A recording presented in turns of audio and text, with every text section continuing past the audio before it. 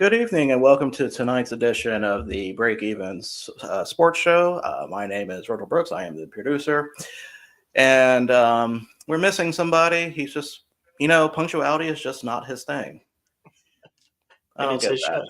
show. And well, technically, this is mine and Our show. Patrick's show. So True. That's true. Sorry, my apologies. he just doesn't want to show up when he does. But tonight I do have Prospector and the Mayor with me. Tonight, how are you guys doing?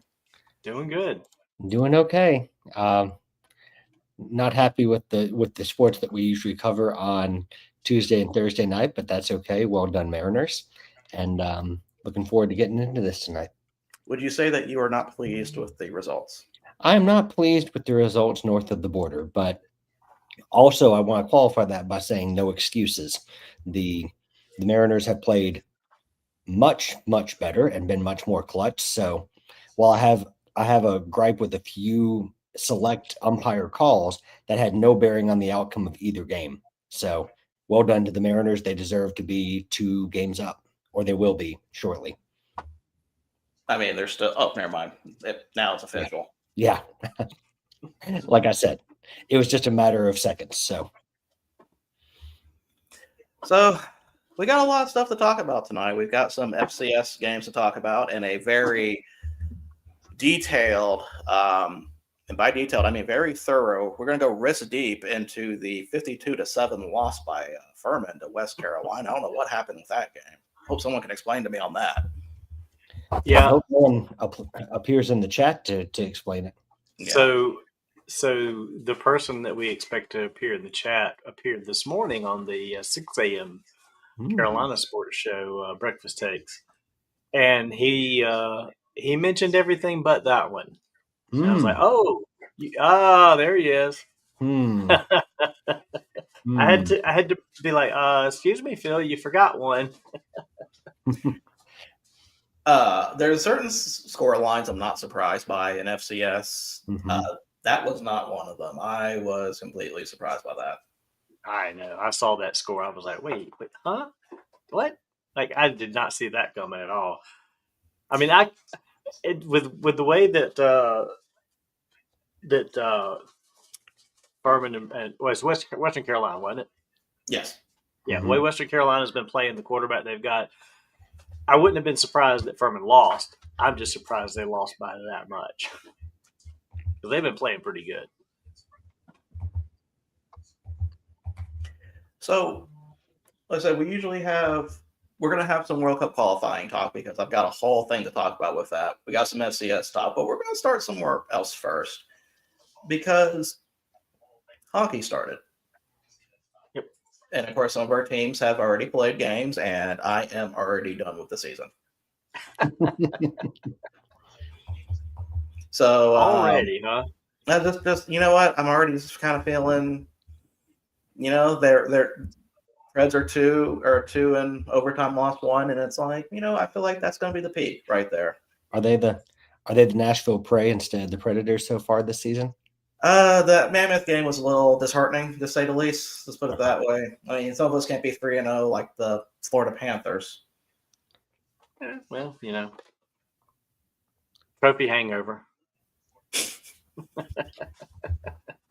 Of course. But did you watch any of your games at all? I did watch the opening night Panthers game. I have not watched the last ones. What's your expectation with the Panthers this year? I mean, I'm not going to sit here and say, they're obviously going to win another Stanley Cup. They, I think they're going to be fine. I think they're going to be a pretty solid. I don't even want to use the word dominant. They're going to be a very good team. They will be in the mix. They'll be they're obviously, I think, a playoff team, in my opinion. They've got a lot of the same guys back. They won't even get man, I'm just drawing blanks on names tonight. They won't even get one guy back till December. Kachuk. He's out till December. And so, if they can do pretty well till then, get him back, that'll help too going down the stretch later. But I think they're going to be one of the top teams to deal with again this year. thing is, most of the guys that were on the Checkers last year, who also just about won the AHL championship, few of those guys came up to the Panthers. They traded a lot of those guys in the offseason, which was weird to me. But Mhm. they just didn't have a place for them with all the guys they already had that were winning cups. So, uh, you know, it's a wealth of riches or something like that. So, I'm sorry, you're breaking up on that one. yeah, it's just they've got they've got a lot of good players to the point where they're trading off their minor league guys. I mean, I guess that's a good problem to have at that point if you're trading off minor league people. Yeah. But and with the Preds, I did say that I was that 3-2 overtime loss to the Mammoth really kind of sucked, especially because that was a home game. But they did go back and beat on the road to beat the Senators at Ottawa 4-1. Forsberg didn't even score a goal on that one, so that kind of got nice to see other players. I guess I was afraid that Forsberg was going to be mostly the goal scorer, and maybe nobody else. And so far, I'm pretty pleased with some of those results. Now, whether it holds or not, we will see on that. And I see the Panthers are down 2-0 tonight already. So this might be the first loss to Philadelphia. So Did I already jinx it? I think you did. Although I don't know, they were already down 2-0 by the time you said something. So, This is true. but the game's not over yet either. So, Patrick, I forgot, what was your team? The Anaheim Ducks. That's right. How are the Ducks? I expect them to be better this season, but of course, considering how poor it's been in the last about 5 or 6 years, there's really only one way to go, and that's up. They had a really poor start to the season, losing 3-1 to the Kraken, and never really looked like winning that one. They had an unnecessarily exciting game with the San Jose Sharks, and while they won in overtime 7-6, they gave up 6 goals to the Sharks. So that's cause for concern. But Chris Kreider has looked pretty good. Chris Kreider is one of the forwards that they got from the New York Rangers, and Cutter Gauthier is looking pretty good. Carlson looks good. So they've got some exciting young forwards. They just signed McTavish to a new 6-year deal. And I really am excited about the future, and I'm excited about our new coach. And but there's expectation, but I don't think they're there yet. They're certainly not in the level that. Hi, Ed.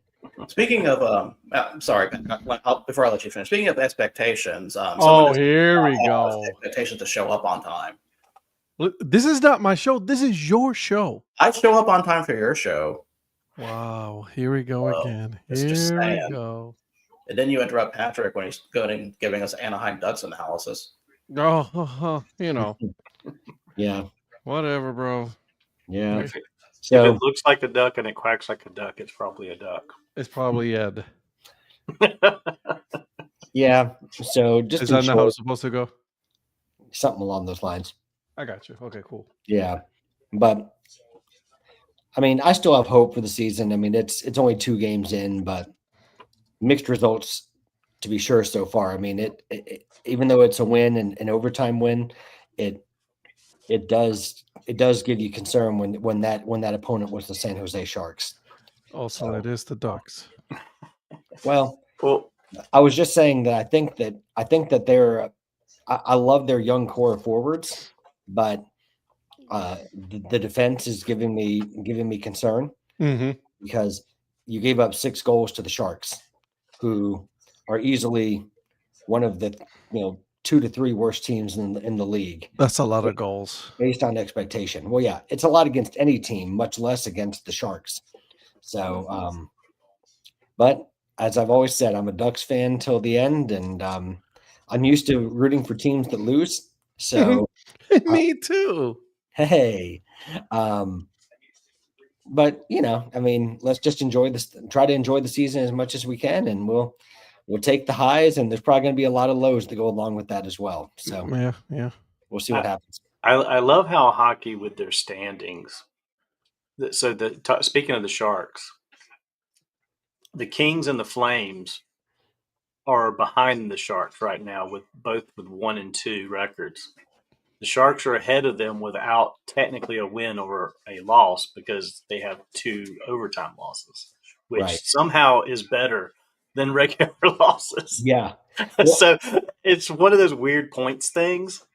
Gotta love the point system. Yeah. Well, and I'm starting to understand, or I've understood the soccer point system, but the hockey point system still kind of confuses me a little bit.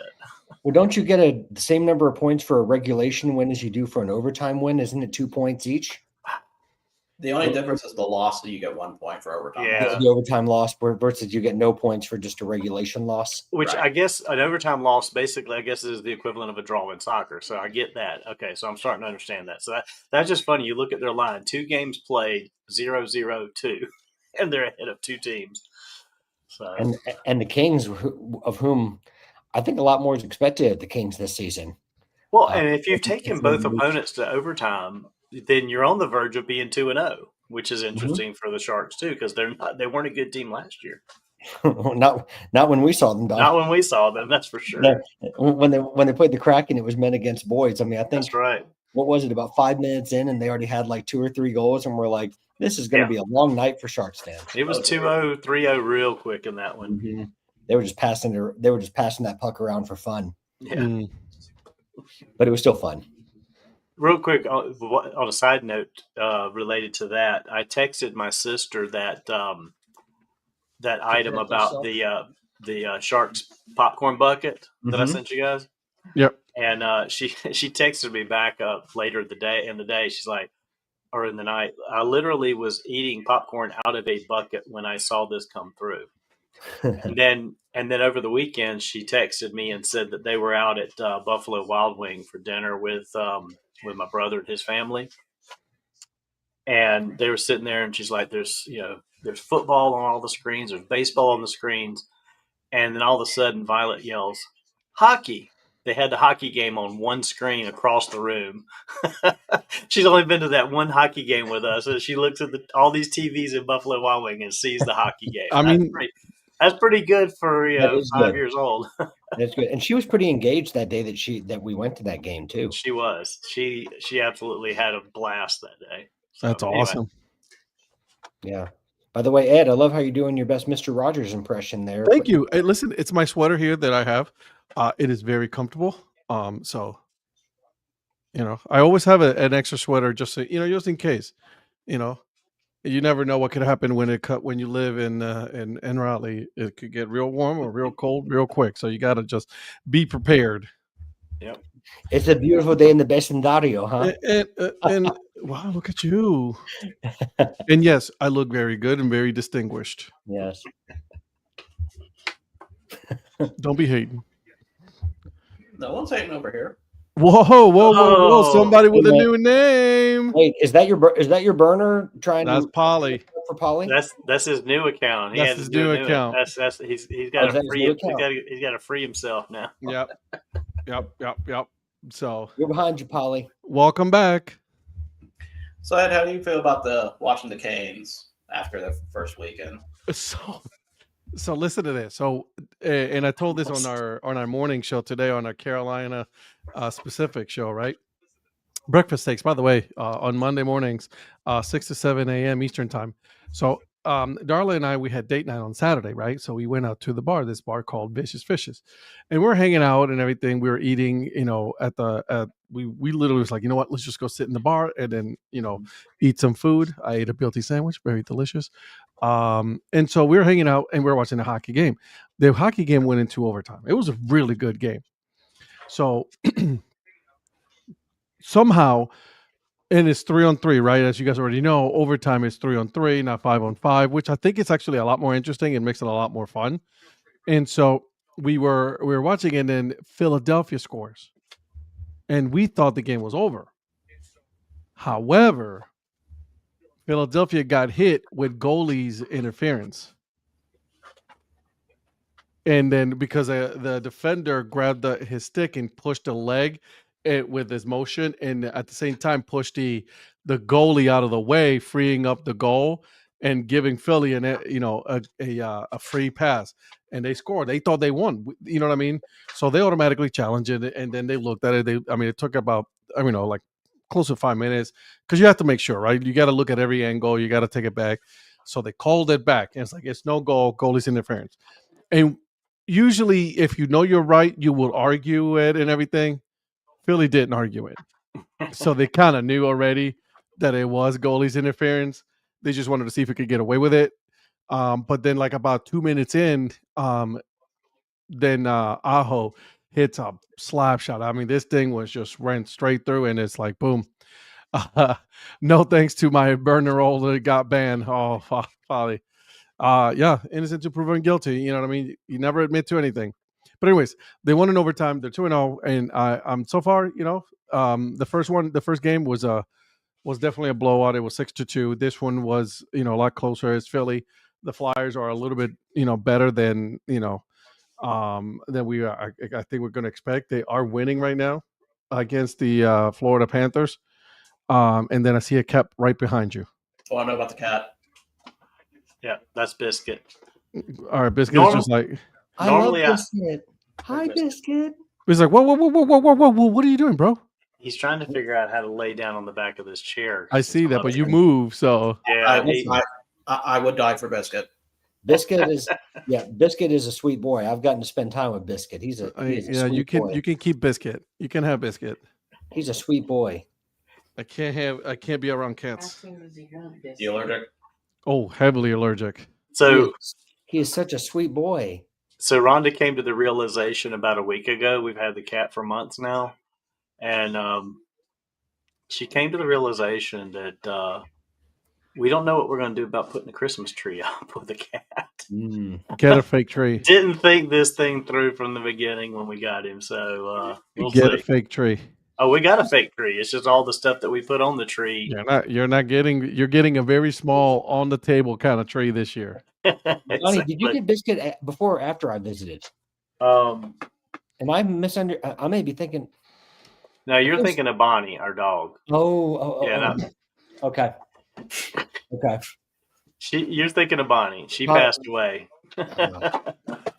Sorry. I was sitting here thinking, wait a minute. I didn't think. Yeah, she's over there across the room. I'm thinking of another person's cat. I'm sorry.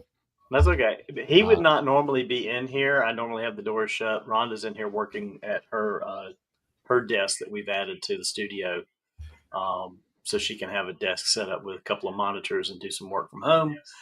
And rather than listen to him howling outside the door for both of us, we just left the door open. So he's exploring. He's not been allowed in here, so he's really exploring it tonight. I'm waiting to see all your mini helmets be knocked off from the shelf. Oh, you should have seen him over here a minute ago on the floor. He found a baseball and he was just batting it around all over the floor. I was like, okay. So Donnie, I just want you to realize that both your fantasy players playing tonight, one has fumbled, the other one has done an interception. I know. I'm out of it already. I've got, dude. I'm playing official league. Official league is still up on me by 13 points, and they've got 5 zeros on the board. They're basically done because the kicker they have in is out. So the kicker they have is not even playing tonight, and they're still beating me. Man, Ed was so embarrassed by that he left. I mean, Josh Allen better freaking find out something to do in the second half because this is insane. They're down 21-7 to the Falcons, and he's looking like dirt. So, when does the AHL started? Has that started yet? AHL started this past weekend. Yeah. Okay. Yeah. The Checkers started on the road. They are 1-1. They won the opener at Springfield Thunderbirds, and then they lost the next night at Providence Bruins. And then their home opener is this Friday. So Rhonda and I will be at the home opener on Friday night. I was just about to ask when you were going to be making your way to your first Checkers game for the season. Yep. They play Friday and Saturday at home. If I had my My way, I'd like to go to both games, but we really aren't going to do that. Although I may, she's done stepped out of here, so I can't. I may try to get her to go to the soccer game on Saturday. Do it. So, working on that. The FC Charlotte. Yeah, it's their Okay. last home game against Philadelphia Union on Saturday. Does it have any playoff implications as far as like home or seating? No, they've already got home field playoff games. I don't think it's going to affect anything. Virgil, this is going to shock you, but Saturday's game between Atlanta United and DC United has absolutely no playoff implications. None whatsoever. None. Really, for me, all you have to say was DC United. Well, and Yeah. Atlanta United, right? I'll Yeah. call Well, my, Atlanta United has been a lot more successful recently than DC United. well, Yeah, I yeah, can feel that. DC's still living in the 90s with Mario Echevarri and I wasn't going to go that far. I think they're still living in the Fredia Adu. Wasn't he? Then he played with them for a little bit. He did, yeah. he That's did, where, but that's where albeit it not a first very successful period though. Well, that's where he started with them, didn't he? He Yes. did, but they weren't successful when he was on there either. No. Yeah. But yeah, that's what I'm saying. They're still living in that time with when he was there with them. Well, they need to go back to when they were really good when Wayne Rooney was the coach. Look at us talking MLS. I'm so Well, proud of us. I was actually going to ask you, Ed, if you thought you could get away Saturday and maybe go instead of Rhonda, because I don't know if she's going to want to go. Maybe not. We'll see. Because as of right now, I think I might be doing a camping trip with a daddy-daughter camping trip. So Oh, okay. Thanks for the keep you invite, posted. Donnie. Thanks for the invite, Donnie. Appreciate it. You can come up and go. I don't care. I need somebody to go because she's not going to want to go. Are you, dear? It'll be fun though to watch. The Charlotte FC game on Saturday. That's okay. Virgil didn't want to go or anything. It's fine. No, I was looking at the Falcons having a touchdown taken away. Had to come. I'll be more than happy for him to go with you. I heard it. I No, heard I've it. already- And Patrick says, "What about him?" Patrick is more than welcome to go too. I'm sorry. Am I seeing this correct? And I know this is not the show for this, but is it a 21-7? Yes. Mhm. It was So 28-7, and then they recalled the London touchdown because he was out of bounds and there was no time left on the clock. I got you. Okay, just making sure that I'm saying this right. You are reading that right, correct? Okay, just making sure. I made some dreadful fantasy football decision picks this weekend. Absolutely dreadful. Well, that's the thing with me. If I had kept, I had Booty in for New Orleans at wide receiver, and I took him out Mm-hmm. and put Myers back in, and that was a mistake because he's got 26 points sitting on my bench. This thing would be over by now. I had I originally was going to put in Jamison Williams once Quentin Johnston got hurt, and then I thought I'd get fancy, and I thought, well, since he's such a boomer bust player, I'll put Hassan Haskins in at the flex because I thought he was going to be the lead back for the Chargers. Boy, do I look stupid. It was the bust night, huh? Oh, he was, yeah, like he basically was sitting on the sideline polishing Vidal's boots. Be ready, Mike, because I'm ready to talk shit about my team tomorrow. By the way, Mike, I forwarded your I TikTok, saw it. the Jerk. TikTok to Ed. Yeah, I saw it. Which TikTok was this? The one about the Steelers Browns score with Renegade play and all that kind of stuff. Congratulations in beating the Browns again for the umpteenth time. Congratulations on beating an absolute garbage of a team. Well, can we go into tomorrow night about Tomlin's comments about the Flacco trade? Oh, he laid heavy on them. That was, He did. I mean, I know this isn't the forum for that, but still, wow. I'll be quiet. I'll be quiet, Mr. Producer. And Yeah, we'll talk about that tomorrow. We'll talk about that tomorrow night. Everybody tune in tomorrow night. Get us at 8 back to o'clock. where we're supposed to be. There's going to be some serious talks tomorrow. Seriously. Yeah, there's a whole list. There's a whole itinerary of stuff to talk about. Like, I don't think I can scratch the surface of all the stuff that's happened. I don't think we're going to have enough time. We're about to have another 3-hour show tomorrow. No, well, I mean, we hardly ever have anything to talk about, so that'll be a little bit different tomorrow night. True story. But first, let's start with soccer and talk about the World Cup qualifiers going on. We have a new debutante in the World Cup this year, and that is Cape Verde. after beating What? Cape Verde. So Green Cape. Green Cape. I like it. Yeah, I checked all the pronunciation to make sure it was Verde or Verde, but apparently it's Verde. Or at least Verde. the English version of it. So they beat Eswatini 3-0 at home, and that came at the expense of Cameroon, who finished second. Very disappointing campaign for Cameroon. They tied Angola 0-0. They wouldn't even make a game out of that. Didn't make it interesting. Samuel Eto'o must have been very upset. I mean, I'd be curious what the comments were for that. That was definitely not a good performance for them. They need Samuel Eto'o out there. Yeah, they really do. The thing that, of course, I saw most people talking about were, well, of course, because the field's expanded, that lower teams are going to get in. No, this team's legit. Yeah. This team won their group in the Africa Cup of Nations tournament last time it was played. They beat Cameroon twice to get there. So, like I said, this is no fluke. In my opinion, this is not a fluke. No. Okay. What about Equatorial Guinea? Equatorial Guinea was very disappointing. Yes, I was expecting so much better from them, and I don't even think they are going to finish second in their group. Wow. Now, when we get to the actual standings, let me pull this up for a minute. I can hear Donnie typing. That's not me. That's me. Well, actually, I'm not typing. I'm more moving your mouse doing my mouse and clicking. So, when we get a chance, I want to circle back to something real quick. Just a side note.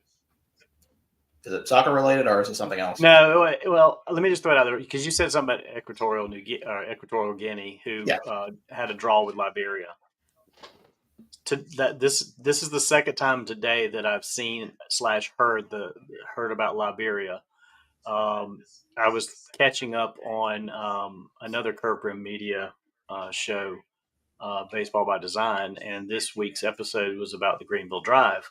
And of course, with Paul and Dan's studio assignment Stumper, one of the things that Dan brought up was that he was asking Paul how many, I don't want to give everything away, but he asked Paul how many Greenvilles there are in the United States.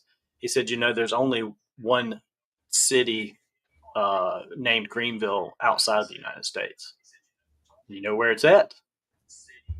You guessed it, Liberia. Liberia. So that was just a weird thing that I heard today, and then all of a sudden Patrick says Equatorial Guinea, and I look over and there's Liberia again today. What are the odds? It kind of makes sense because Liberia's capital is Monrovia, which doesn't really fit like what a lot of the African capitals are. So right, I believe it. And how about the Liberian president? Oh, that's right, George Weah. George Weah. I forgot he was president there. Footballing legend George Weah. So good job, Donnie. I know that you were kind of getting around to the fact that you want us to point out that Liberia's president was a former footballer himself. So yeah. See, I figured if I got the Liberia talk going, all this stuff would come out. What a transition to that. I mean, but I guess I should have known that someone else who holds office himself would have game recognizing game. Yeah, I didn't want to brag about all my knowledge. I wanted you to help. Well, and because he's the father of a player that Virgil loves named Tim Weah. Absolutely. And the little known younger brother Alda. But speaking about Weah is always whenever the question comes up of who's probably the greatest player who never made the World Cup. Mm-hmm. Weah is probably top 5 on that list. Oh, easily. Interesting. What he did with AC Milan, and he was even good with Chelsea. I mean, he was. Yeah. But to go over the no, I'm not going to go over all the standings here because some of these are already set in stone. I'm just going to go over some of the more interesting ones that we've got left. Okay. First off, we're going to look at Group C because Group C has a chance for another possible debutante in Benin. This one was, Cape Verde was on my radar because of their Africa Cup of Nations standings. This one kind of came out of nowhere. Benin right now is first place with 17 points, followed by South Africa at 15, The and Republic of South Africa. Come on now. Republic of South Africa at 15, and Nigeria, the Super Eagles, at 14. Nigeria has not really had the best campaign so far. They are having major problems, I guess, institutionally and financially. Mm. So them possibly missing the World Cup, while big in African standards, may not be as surprising if you actually kind of look into it. Now, Benin does have, now this is where it gets interesting. Benin's next game is at Nigeria. Ooh, so So- Nigeria could play. In Lagos. In Lagos, yeah. So Nigeria still has a chance to win the group. Really, even if They win out. they win, yeah, because South Africa has to win. If South Africa wins, they'll win the group if Benin loses. So really, all three of those places are still up for grabs, and Lesotho still has a chance for second place, being only 3 points back, but they would have to basically win 7-0 or And the top two advance. and the top one goes to the World Cup. The second one goes into the next playoff round. Gotcha. Isn't the top 4 teams from like the 8 groups playing a playoff or something like that? Yes, I think the top 4 second place teams play in the groups, which let me see if those are current. Yeah. Let me see. By the way, who is RSA again? Republic of South Africa. South I Africa. thought it was Bafana Bafana. I knew you were going to say that. He's always setting himself up. Who, He me? tees Well- himself up. Well, I have to. He has to set up his own joke. That's not how that works, man. So I'll Listen, go, I can't help it. I'm funny. So I'll go over the second best, the best second place teams after we go through the groups in general. Group E's already done with Morocco winning that group in Niger in second. Group F, this is another interesting one. Gabon. Ivory Coast, or Cote d'Ivoire, whoever you want to ask. Cote d'Ivoire. Cote d'Ivoire has not lost a game. As you can tell from the record, they are 7-2-0, and yet they still have a possible chance of being knocked out of the automatic qualifying bid in the World Cup. Now, And why is that? because Gabon is right there behind them, just 1 point back. 7-1-1. That's why. Yeah. Yeah, because they've got a draw instead of 2 losses. So Ivory Coast plays Kenya next, and Gabon plays Burundi. Both of those games are at home. So Ivory Coast, Kenya is probably going to be the more interesting out of the two. Like, do I think Kenya's going to beat them? Probably not, but Gabon's got to win regardless. And with their record, they're already going to be, even if they don't win, they're already going to be in that second place qualifier, in that second place competition, because they're the best second place team already in qualifying. Well, I mean, Kenya could get a draw against Ivory Coast, and then that gives Gabon. If Gabon wins against Burundi, then obviously they can win the group. So, and am I wrong? Gabon, that's Pierre-Emerick Aubameyang's team, right? Yeah, Aubameyang. He scored 4 goals in the last game, so Jeez. he's Well, not. He doesn't do a whole lot of things well, but one thing he can do is put the ball in the back of the net. Yeah. So he's gonna try to will that team to victory. For Group G, Algeria's won pretty clean with Uganda being second place, so no change there, I don't think. Group H, same thing, Tunisia. Second place is still up for grabs between Namibia and Liberia. Malawi is still kind of hanging around with 13, but who knows what's going to happen there. Man, I thought Somalia was still in it. Man, no, Somalia is out of it. Yeah, they're like the Colorado Rockies, I guess. Or Eritrea. I really thought Eritrea was going to progress, but I don't even think Eritrea fielded a team. Donnie, well, I love how you and me just sitting around and listening to these two talk about this part. I'm listening to them, but I'm also trying to figure out what the hell's going on with the Dodgers and the Brewers right now, because Dodgers have bases loaded, and they're trying to determine if he scored. Mid-4th, 0-0. Yeah, but there's a review going on. Well, by the Because- reaction. Oh, never mind. Are you far ahead again? No, that was a replay I was looking at. Because it's a 4, so the center fielder bobbled the ball. He went up against the wall and caught it, prevented a home run, but he knocked it up in the air, and then he caught it as he came down, and they relayed the ball in, and because it was bases loaded, it was a force. So they're trying to determine, did the catcher have the ball before his foot touched the I got plate? you. Sorry, I just Yeah. I was looking up trying to figure out what the hell they're reviewing Yeah. because I couldn't tell. And But anyway, go back to the soccer talk because I was listening Yeah. to what you were saying. So. Virgil, forgive my eyes. Is that Madagascar on 19? That is Madagascar at 19. I was really hoping they were going to cut it close with Ghana, but that has not happened. So And that's Ghana on 25? That's Ghana 25. Okay. So Ghana has won that group. They Outside qualified. group. The Black Stars? Yes, the Black Stars qualified yesterday, or not yesterday, about 2 days ago. Oh. Was that off a Michael Essien goal, or was that I don't think it was SN, no. okay. But I guarantee it was probably somebody whose last name ended in IU because apparently they always produce those. Andre, was it please tell me it was Andre Ayew? I don't think it's Andre. I think IU may be coaching this team. Oh, you're right, Donnie. There's also Jordan Ayew. Thank you. Yeah. I was forgetting Jordan Ayew, and Donnie just came through in the clutch. Thank you, Donnie. Now, when it comes to the best second place teams, the 4 teams that are listed right now is Gabon in first, Cameroon in second, Burkina Faso in third. In their group, they were against Egypt, so they were not going to win that one.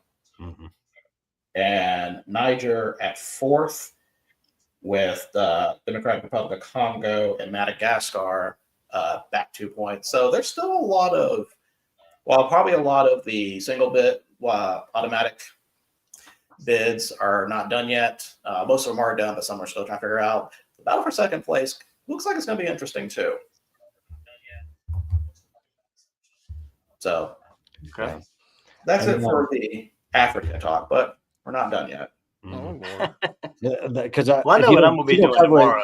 If I'm you going don't to be cover watching it, some of these. yeah, if you don't cover it, there's one result that I loved today. So I want to see what you go over.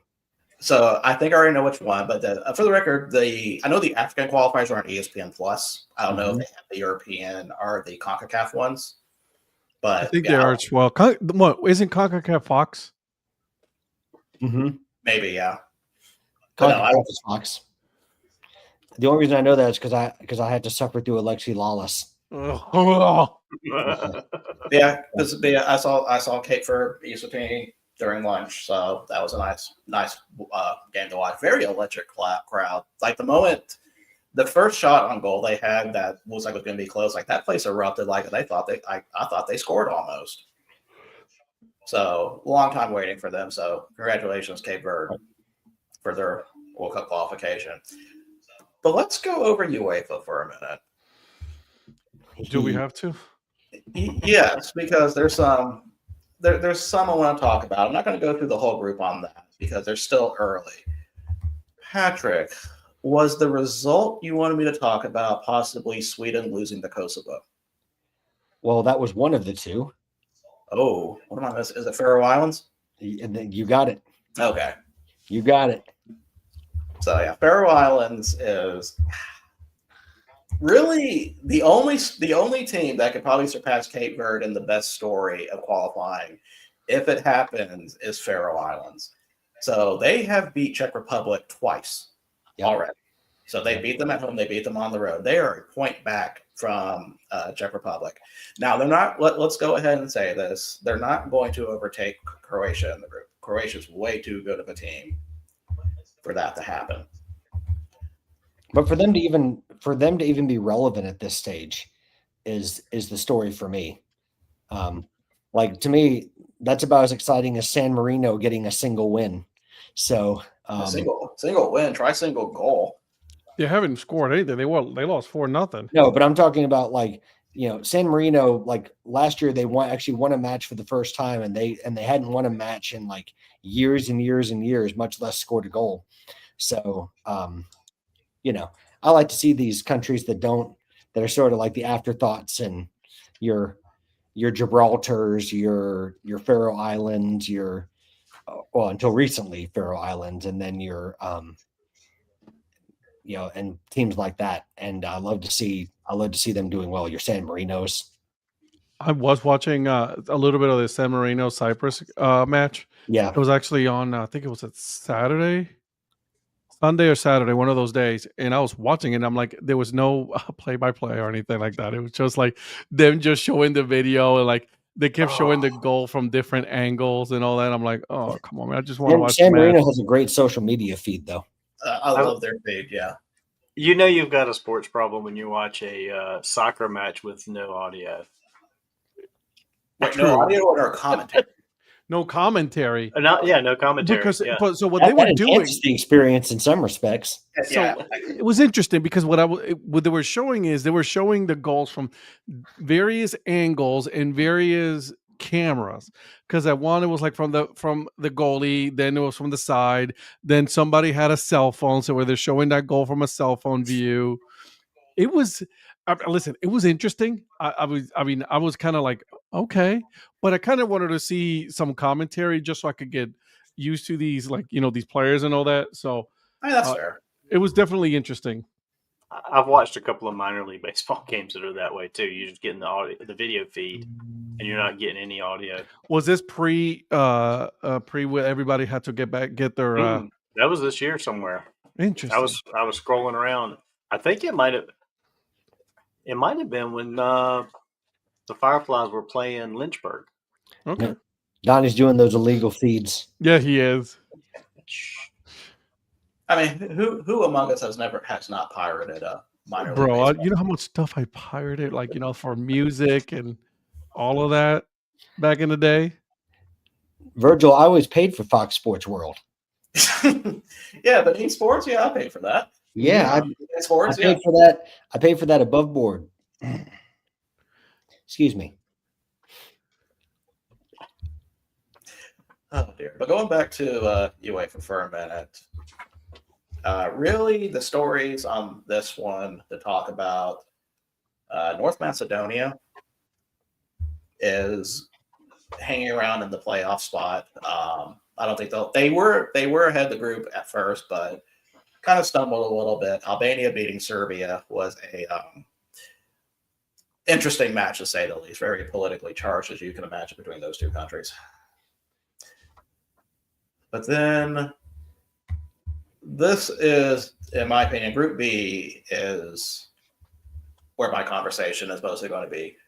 Switzerland at 10 points at first. Kosovo, little tiny Kosovo at 7 points. Okay. Followed by Slovenia and Sweden. I don't know what is wrong with Sweden. To be down by 1 point, like I don't get it. You've got one of the best strikers in the world, and So that's Norway. You what? Are you thinking about Holland? No, I'm thinking about Isak. Oh! I forgot about him. Yeah. Sorry And I about said one. I didn't say the. That's true. You've I got thought I heard arguably one of the best strikers in the world in Isak, and trying to think of who else pops out of that group. Maybe that's the problem. Isn't Alanga Swedish? Doesn't Anthony Alanga play for Sweden as well? I'm pulling up the roster. I'm doing this purely off memory. Not bad for purely off memory. Well, I may be wrong. I don't remember. I don't know why I'm thinking Sweden. But he plays for one of the Scandinavian countries. I know Isak is right. Isak is right. What was the name you said? The other one? Anthony Alanga? Don't see that name. Okay, so I may be thinking Denmark or something like that. But anyways, still, you've got Isak. Is that where Højbjerg plays? No, Anthony Alanga is Swedish. I don't know that he's always called up, but he's not on. Oh no, I see him now. My bad. Yeah, and then, well, anyways, not that it matters, but like, isn't like Højbjerg as well? No, that's Danish. That's Danish. That's Danish. That one's Danish. That one I do know. Yeah. So I mean, you've got a couple good players for Sweden. but I don't think they've ever been the same since Ibrahimovic decided to retire internationally. They've had a couple moments, but they just haven't been the same team to me since he would carry that team on his back and help them get into tournaments and progress. So Yeah, I'm not sure. I don't see it as a complete decline of Swedish football. I think eventually they will bounce back. yeah, But well, the like I best said, thing going on right now is their domestic league. the best thing going about the domestic league, and I said we already talked about that. And like we got 4 games left in that league, so Yep. we'll definitely I circle know back. Ed's been heavily invested in that. So We'll Super. definitely circle back on that. yep. Everything. Swedish football in Tottenham. That's what he's been. How many what games that's these guys got left to play What for for the this qualifier? for European? A lot of them. I know Group A through D have 2 games left Mhm. in their table. I think all the other ones, this kind of varies because some of them have only played 3 games, so there's got 3 more games left for each team. Some have I'm played- invested in Spain, as you guys already know. So what was the total number of games? Like 6 or 7? I see some are at 6. There's a 7. It'll be the number of teams in the table. So if there's a 4-table team, 6 games played will be the max. Okay. If it's a 5-table team, 8 games played will be the max. Okay. Are you a Spanish national team fan, Ed? Mm-hmm. Really? Mhm. I have a jersey. One of my favorite national team jerseys is actually is a Spanish one. Yeah, it's blood. I'm part Spanish. What? Oh, you're a Spanish national team fan? Okay, name Sergio Ramos's best 5 assists. You need to calm the hell down, okay? Listen, I'm not you guys, okay? Uh, Are you wearing a South Dakota shirt? Who? You. No, I'm wearing a New York Southern League. Oh, for a second, I'm like, okay. I You believe know. Donnie and I were with you when you bought said shirt. I We was. were. Yeah. Hey, give me a second. I'll be right back. Okay. You're still here. He's still there. I'll go ahead and remove him for us so that way. So I've been following Spain. Listen, I don't know all their names and everything, but that's like the team besides USA that I always follow just because it's Puerto Rico doesn't have. They are now really starting to get a national team together, and soccer is picking up in Puerto Rico, and not to the level of like you guys or anything like that, just because it's such a new country with that. So that's why I follow Spanish. Oh yeah, definitely. And same with the World Cup. Nice. That's a nice one. I like that a lot. Good color scheme, the way they got it laid out. Yeah, that's nice. Is that Adidas? Yeah. This was the kit, Virgil. I think this is after they won the World Cup. Well, I was looking at that. I see the star. I was just going to say, see the star. Yeah, So, because it's got the FIFA World Champion patch. Yeah. That's nice, dude. That's a nice kit. Yeah. So this is probably my favorite Spain kit, and I think this was 11-12, if I remember correctly. I like that. Virgil. Because 10-11, because 9-10 I think is when they all had that. This is 10-11, I think. that has to be 10-11, yeah. 10-11. So I still got some Blockbuster video of it returned. You're right. Then we're going to send them back. yeah. Their DVDs. Phil. Anyways, so you were talking about the Spain. And I'm like, I don't have many national team kits, but most of mine are Chelsea. But I do have the Spanish one. I am looking to get. I want to get me a Tottenham kit. Spain. Well, you don't have to waste your money with the Tottenham one. Yes, I do. Yes, I do. No, it's okay. It's okay. It's okay. Don't worry Don't about it. worry. Don't worry about it. There's Don't worry people about that will pay you to wear that, so you can save your money. I've got a Germany one somewhere in the house that I bought. it. I'm a fan of Germany's. Their kits are always nice. They're always on point. I Virgil, bought that. Go ahead. I'm sorry. I bought that one in Munich in 2006 when they were hosting the World Cup. So I know it's here somewhere. Are you a Germany fan? I mean, I was born in Germany, so like I kind of feel like I need to follow the place I was born. You kind of have to a little bit. I have to a little bit. I mean, without the country, I wouldn't exist. Is the way I put it. True. Virgil, is it true that that Tottenham kits make good bonfire starters? Actually, no. Don't they answer that. Don't answer that. They never catch fire. Oh, I was just about to say, you're right. They don't catch fire. That's right. Oh, well done, Virgil. And then the last thing I want to talk about with groups. By the way, Puerto Rico is playing a friendly against Argentina tomorrow at 9:00. Oh, is that tomorrow at 9:00? Yep. Do we want to live stream that instead of just talk about football instead, just to annoy people and annoy profit, really? I know, right? Yeah. So they're in Group F right now, with Suriname, El Salvador, Saint Vincent, and Anguilla. Oh, that's all. Old. And then Yeah. now, final round, Puerto Rico's not in it at all. No. So yeah, there's 3 groups left in the CONCACAF region. Yep. How are things going in? How are things going on in Oceania? Well, Oceania's done. So Correct. New Zealand won their group, and Yeah, New yeah. Caledonia won their group on that side, but New Zealand won the match between the two. So New Caledonia's in the secondary playoff with all the other confederations that they'll do. Mm-hmm. So will New Caledonia make it? Probably not. Be a cool ass story, but probably won't make Yeah, it. it would. Yeah, it So, would. So here, I love RIP to the my Oceania team, qualifiers. Puerto Rico. what was that, Patrick? I said I love following the Oceania qualifiers. I do too. I'm always hoping there's going to be a small team that makes it, but it's always New Zealand. One of my favorite soccer moments ever, I remember staying up watching this, was Tahiti scoring a goal against Nigeria in the Confederations Cup. I remember that. Just watching that team celebrate the way they did. That was I worth remember watching. that. So Didn't the U.S. win the Confederations Cup one year? they made it to the finals. Final. Was that the Brazil game? Was that the Brazil game? Yes, they lost to Brazil. They beat Spain with goals from Altidore and Dempsey. That's what it was. So in CONCACAF's really interesting right now.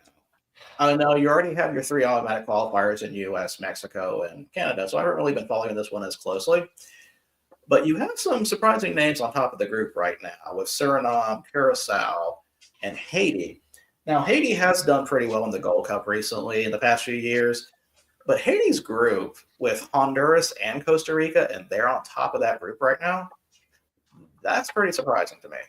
Because usually you see Honduras and Costa Rica tend to be that next tier of CONCACAF teams that will tend to make it. Panama also in the same thing, but I expect Panama to bounce back. Yeah. Now, the U.S. doesn't have to play Trinidad and Tobago to qualify, right? No. Thank goodness. That traumatic experience will not happen. I still have scars from that haven't healed, by the way. Yeah, I still get sick thinking about that. But yeah, that is it for our World Cup qualifier portion. Like I said, tomorrow all eyes will be on Benin for me to see if they can get a result against Nigeria and see if they can qualify for the World Cup or not. Mm-hmm. All right, Ed, since I've been indulged in that, let's talk some FCS now. Let's. Can you explain to me how Furman lost 52-7? Let's go to our field reporter, Food and Fitteds, and get a first-hand account. Yeah, please tell us how that happened. I think he actually said it earlier in the chat. He said their quarterback is pretty good and our secondary is pretty bad. That's it. Yeah, Phil, is Coach Hendricks' job in jeopardy? You think? That was bad. Is that a possible landing spot for James Franklin? No, Jesus, God. James Franklin is going to land on a good team. I'm telling you guys that it's going to happen. After he gets out of his mattress full of money. That dude, north of $48 million buyout. And by the way, did you hear? I know we'll talk about this tomorrow, but I think it was Adidas who was the one who fronted the money. So I don't know if that's actually true or not. There's not been a secondary source that's kind of agreed with that. That's what I'm saying. Yeah. So are you saying that James Franklin's not going to bring any Adidas gear in the foreseeable future? I wouldn't. Why would I? If I'm him, I would. You just pay me $48 million, bro. Well, let me ask you this. That would be weird because isn't the technical supplier for Penn State Nike? No, it's Adidas now. Is it? When did that just happen? Mm-hmm. I thought they were That must have been from the summer It because just happened this year. I was going to say because for years Penn State was a Nike school. It was. But they made a deal with Adidas, and it's a very lucrative deal. Ooh, okay. Well, Yep. Yeah. I don't know. Like other than soccer football kits, I tend to like Nike for pretty much everything else. But Yeah, Adidas took over this year. Yep. It was a lot of money, and I think it was not Nike. It was Jumpman with Penn State, wasn't it? It was Nike. Was Nike itself, not yeah. Jumpman? yeah, Jumpman was busy focusing on Michigan. But yeah, we will hold our Penn State takes for tomorrow because I have a belief on Penn State that I think is going to rattle a few minds. What I'm about to say on that. But we'll I'm see. very interested. I did make a video today on UAB as well, so we can talk about UAB tomorrow as well. That made me very happy. Speaking of you, have any of you guys ever seen The Wiz? No. No. Okay. I mean, I know about it. I've seen pieces of it. I've never watched it all. Well, I know nobody beats him. That's not where I was going to go with that. You're not? I will just say when I heard that Trent Dilfer got fired, the song "Brand New Day" played in my head from The Wiz. Oh yeah, you're talking about the Play the Wiz, right? Play The Wiz, yeah. Yeah. But let's talk about FCS. And Patrick, do you have our current rankings? I sure do. Let me pull it up. Go Oh, over those. I'm excited. I love rankings, by the way. Did I tell you guys I love chaos in rankings? Oh, makes me so happy. I will say this: Phil just said no hot seat for Hendricks right now. So, I mean, despite the loss and the lopsidedness of it, I mean, Furman's still 4-2 and 2-1 in the conference. So, yeah, it's just one of those weird games. So we'll see how they bounce back and everything. All right, I go mean, the ahead. quarterback still had 200 yards passing on the day for Furman, and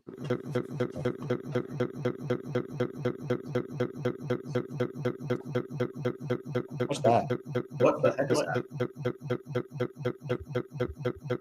I think it's stuck. Yeah, I'll take them off. It is actually a bot. How about that? I thought he was dropping a beat for a minute. It's like, okay. That was a freestyle. By the way, is that his new single off his new album?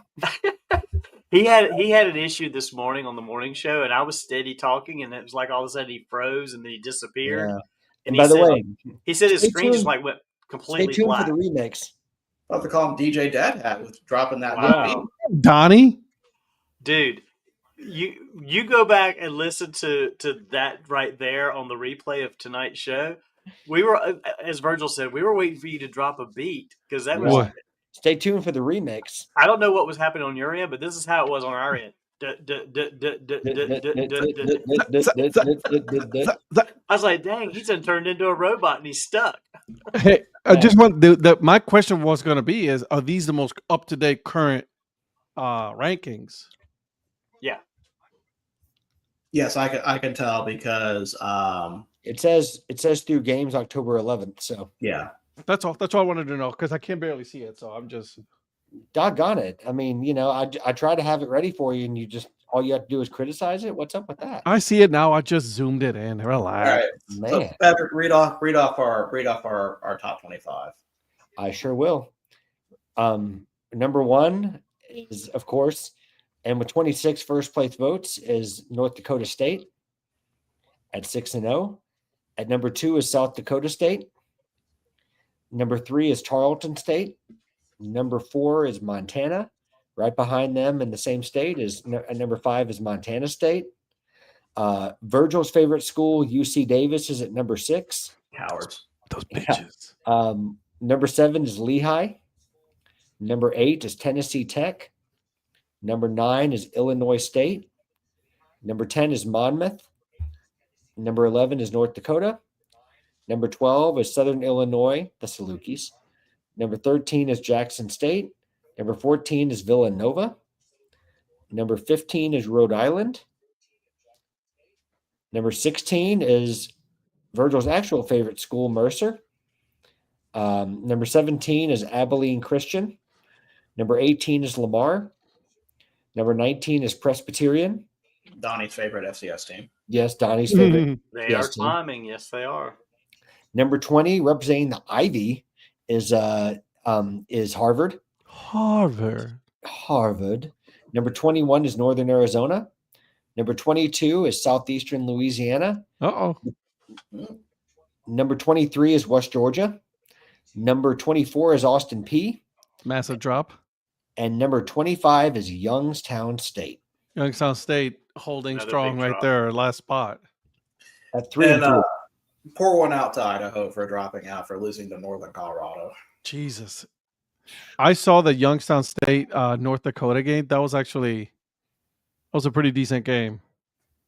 Yeah, it looks like Youngstown State's got a good squad this year. Yeah. They went against a really good North Dakota, right? Yeah. We have Wofford and Citadel to get ready for Wofford, man. Don't sleep on Wofford. Yeah, I mean, they got their first win, so Citadel's probably the team I'd be worried about more between those two. Yeah. All right. And shout out to Campbell. Got the number. They finally got back again on the winning side of things. They're now 2-5. They got over the hump. Yeah, they Yep. did. Literally. Virgil, Ooh, you man. like that. I'm not going to react to that one. So let's talk about some of the games going on. Let's talk about some of the games from last week. I got the scores up here. Well, check the first one I want you to check is, did Lincoln score any points? Did Lincoln score any points? Let's find out real quick. Good call. While I look for that, what do you guys think? About, Did Lincoln score any points? I don't think they scored any points. Listen, Patrick? for the content, you know what? I'm going to go for the content. Why not? I'm going to say they got like 3 points. They Okay, got none. Ed? Well, Patrick, you're wrong. They had no points. Dang. They lost. You know what? 42 I tried for the content, you know? They had 42 to nothing. They lost 42 to nothing. Listen, pour one out for the content. Well, 'cause I was a little nervous there because it was, I think the last score I saw, it was 30-something to nothing, and the game wasn't over yet. So I didn't. The way you said that, I was like, "Oh crap! Did they actually score some points at the end?" And I missed that because I hadn't looked back at the score. No, I just needed to stall while I drove down. But Well, he scrolled down. Okay, we'll check next week. Maybe next week they'll score some points. Who knows? Listen, Or not. Listen, I have faith that Lincoln's going to score points at some point this season. I mean, you can hold on to that. You can, I yeah, mean, you can hope all you want. You would think somehow a fluke would happen. Listen, there's going to be like a fumble by the other team in the end zone, and it's going to go outside the end zone, and Lincoln's going to get a safety. Okay, I'm going to keep track of that. Put that on it. But yeah, we got to put it on the record. That's okay. Start a new segment called the Lincoln University Safety Watch. There you go. Ooh, I Well, like that. I don't want to keep up with that. Have somebody else do that. Okay, let's go over some of the scores. Prospector's going to keep off on it. Yeah, I like that. That's a good idea. Yeah. So going on with some of these results here, Mercer beat Princeton 38-14. Mercer all the way up in New Jersey for this game, beating a bunch of eggheads. Right. Delaware State beat Southern Connecticut State, which is not a FCS school, but good for Deshaun Jackson. 4-3, undefeated at home, 3-0. Good for them. They're actually, they're actually looking a little bit better now, right? They're starting to, catch on. With comparing the two jobs between Norfolk State and Delaware State, I thought Delaware State was going to have the quicker success, but that Monmouth game really showed me, okay, they're hanging around. They're not terrible. What score did you see? Or what did you see? Dodgers. Yeah. Freddie Freeman went yard. Freeman. Big players in big moments. Hey, that's what they do. Yeah. Listen, I'm getting my Mariners gear ready for the World Series. Me too. I mean, no. Go Jays, go Blue Jays. Bro, if you're already getting your Mariners stuff out for the World Series, I don't blame you. That's a topic for another time. That's tomorrow. Yeah. I like that Mercer win though, 38-14 against Princeton. Mercer still, 5-1. I like that a lot. That was a good one. How are we feeling about Lehigh? Didn't I talk about this last week? We talked about Lehigh. Lehigh is really a very I'm not going to say underwhelming. That's not the right word, but very silent 7-0. True. That's what I was saying. Like, no one's really talking about Lehigh being undefeated. I mean, they are second in the Patriot League right now. I mean, and they beat what? Richmond, Sacred Heart, the Bucknell. Yeah. And granted, these last couple of ones have been against Penn, Yale, and Columbia. So they're taking care of the Ivy League, as they go. And they're quietly just, putting a good, solid campaign. Now, correct me, they were what, top 10? Yeah, they're Yeah. 7th. So I like Lehigh. And really, with that, the rest of the schedule, they don't really. They've got Colgate. They're at Fordham next Yep. week. Mm-hmm. They play, or not next week, the week after. They're on a bye. And then Georgetown at home, Holy Cross. Yeah. Those two are the bottom of the Patriot League. At Colgate is going to be interesting, but really the big one for me is at Lafayette. I was just looking at that one. Well, you can only beat who's in To front end of the you. season, too. Yeah, and you're right, Patrick. You only beat what's in front of you. That is true. And the Patriot League Conference, the Northeastern Conference that they played some of the teams in, they're not usually the stronger conferences in the FCS. So that's my question is that's why they're not higher in the ranking, just because of their strength of schedule. Because I'm looking at the strength of schedule, I'm like, there's some teams over there, like, okay, some decent one, but then you're looking at the other ones, I'm like, Yeah. But as long as they go in the playoffs, they don't really care. Pretty much. I mean, they'll still get their playoff.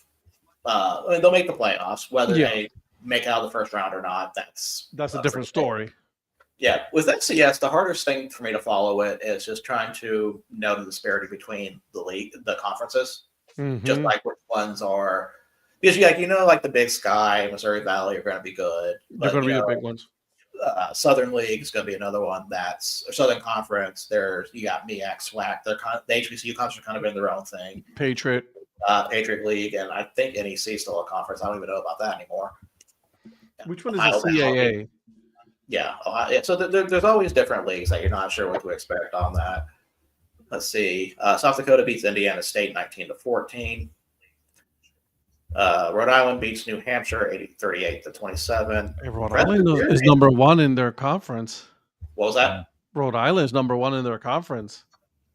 Yeah, but I kind of go back to their schedule, because right now in their conference, it's Rhode Island number 1, Monmouth 2, Villanova 3.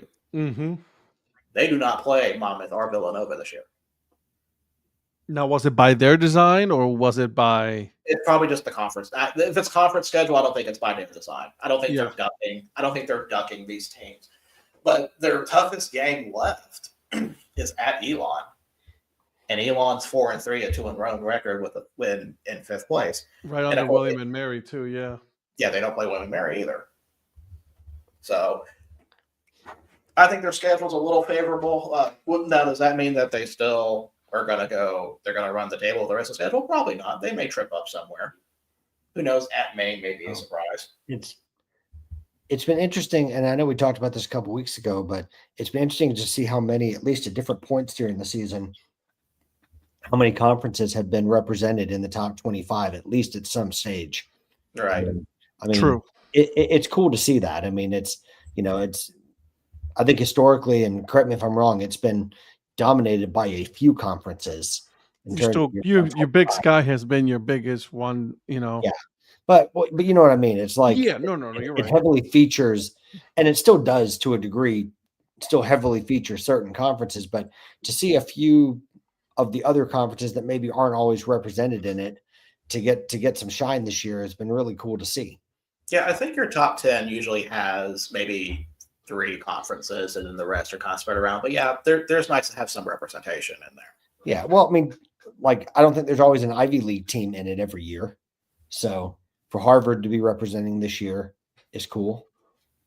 I'll have to check historically on that. I think you're right, but I know usually the Ivy League champion. Well, yeah, I don't mean that they were never there, but I mean it's the Ivy League. The Ivy Conference schools are generally not the top of the heap when it comes to that. But to see some of the other conferences being represented is pretty cool. So you guys would you consider Big Sky the SEC of the FCS? No, I would consider Big Sky more of the Big Ten. Yeah, I was just gonna say I think Okay. that's more of a Big Ten because Missouri, you got your top schools, but then you got there's definitely a cutoff with Big Sky, and then you got the rest. So what you're saying is that SWAC is like the SEC of in my eyes, yes, but no. yes, okay. Really, Missouri Valley Conference is probably the bigger The SEC strongest one. comparison, the strongest Okay. one. I mean, even if you kind of ignore the two, because that has North Dakota State and South Dakota State. Okay. Yeah, that makes sense. So yeah, really, it's kind of it goes either. In my opinion, it goes either way because like there's going to be years where Montana State are going to look great, and then years that North Dakota State, and they'll eventually run into each other. So that's the good thing. That's the fun about these playoffs. Look at the teams in that conference, right? You got North Dakota, South Dakota State, right? North Dakota, South Dakota. Then you got Illinois State, Southern Illinois, Youngstown State, Indiana State, Northern Iowa, and Murray State. Right. Okay, so you named like 10 teams in that. That's like the SEC right there. Yeah. 7 of those are ranked. Yeah. See, Exactly. That's the SEC right there. That's what that's those that is the Okay. conference. Missouri Valley. That's Missouri Valley. That is Point taken. Missouri Valley conference. Now, what do you guys think about this? I think one of the biggest pieces of news coming out of the poll this week is Idaho dropping out. Well, Idaho's again. I'm not surprised, but I mean, they went from being ranked 13th last week to dropping out of the poll. So not only did it drop out, they're like 8 spots below 25.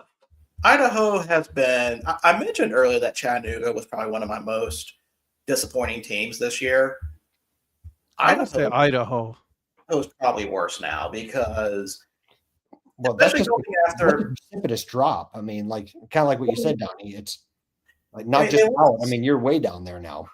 They lost to Northern Colorado at home at the Kibby Dome. It wasn't on the road. They lost pretty badly, like 40. I just had the score up. Dang it. It was 40-something to 20-something. It's 49-33. Okay, I didn't get the 20 part right.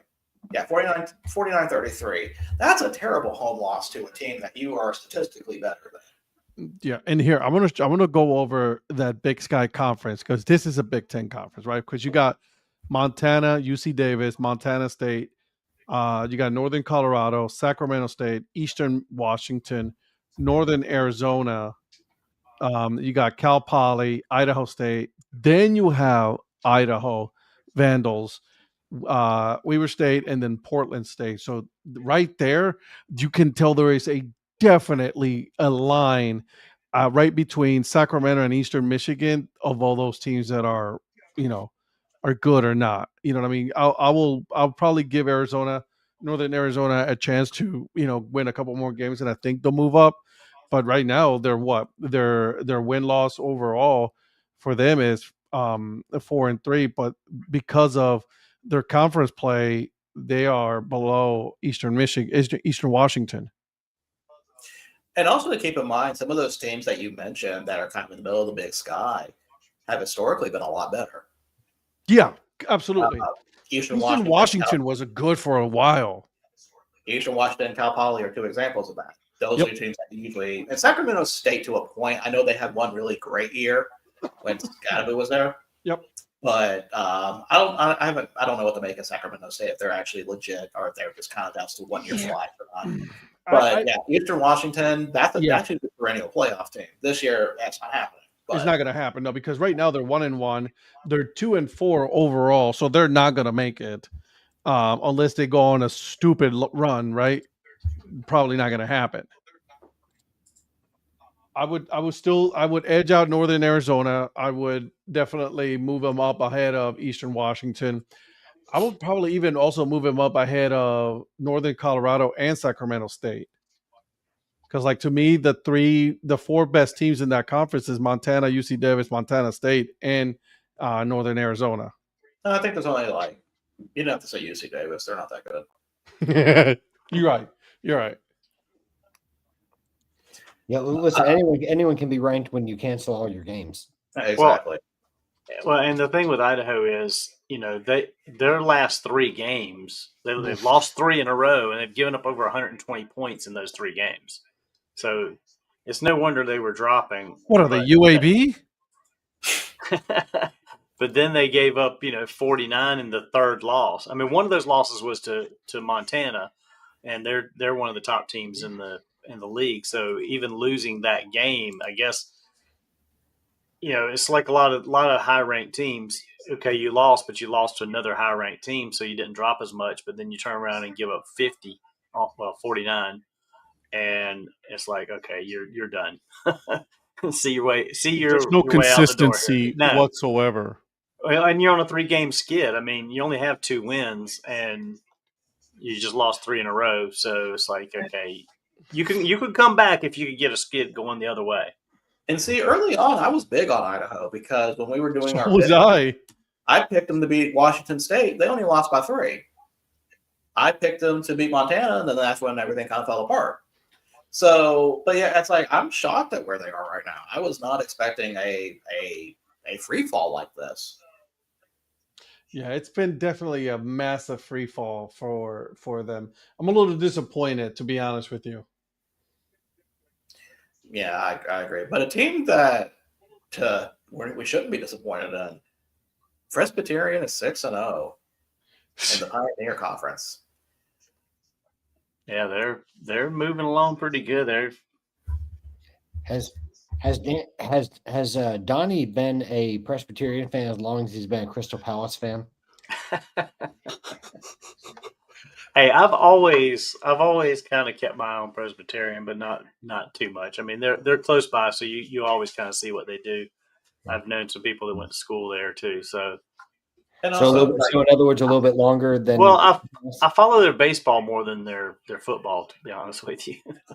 It's like me. It's like me keeping tabs on Campbell. Yeah. Just because they're so close, well, right? Yeah, well, it's like me keeping tabs on West Georgia. Like, like I who couldn't even tell you how long they had a football team, but all of a sudden I became interested. It's what happens when you start doing a break-even sports, right? And you start doing all of this stuff. Well, that's the same thing with Presbyterian. Like I peripherally, look and see how they're doing, but never kept up with them like I am now. I mean, it's how I keep up with Bundesliga 2 now because of Virgil. Exactly. I mean, I've always kind of kept an eye, but like I'm keeping an even more keen eye now, and I've never followed Kaiserslautern results ever so closely as I do now, because every week I just want to know if they win to see if Virgil's happy. And so far, it's been pretty good. Hey, Yeah, it's been I was going to say, by the way, well done. Virgil, what are your thoughts on Townsend? So, Townsend, when I was going through FCS games to pick, I almost put Monmouth at Townsend because I thought that was a little bit more interesting.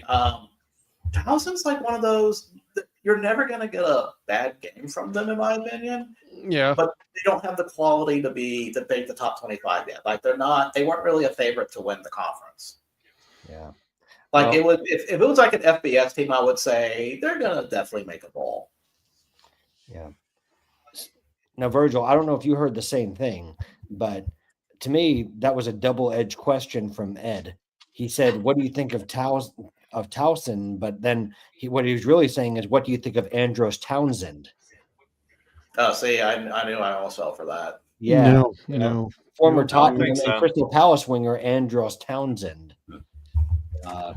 That's what I heard. I have no idea what you're talking about. Patrick, don't quit your day job. Please don't. And clean your ears. Yeah, you don't do that. Just let's not do that. That's because I was not asking that. And sorry, in the least. Well, I almost thought you were. So I mean, no. Sadly, you were off on that one, my friend. What else is new? But I have to give Towson. I mean, Donnie hates me these days, so it's all good.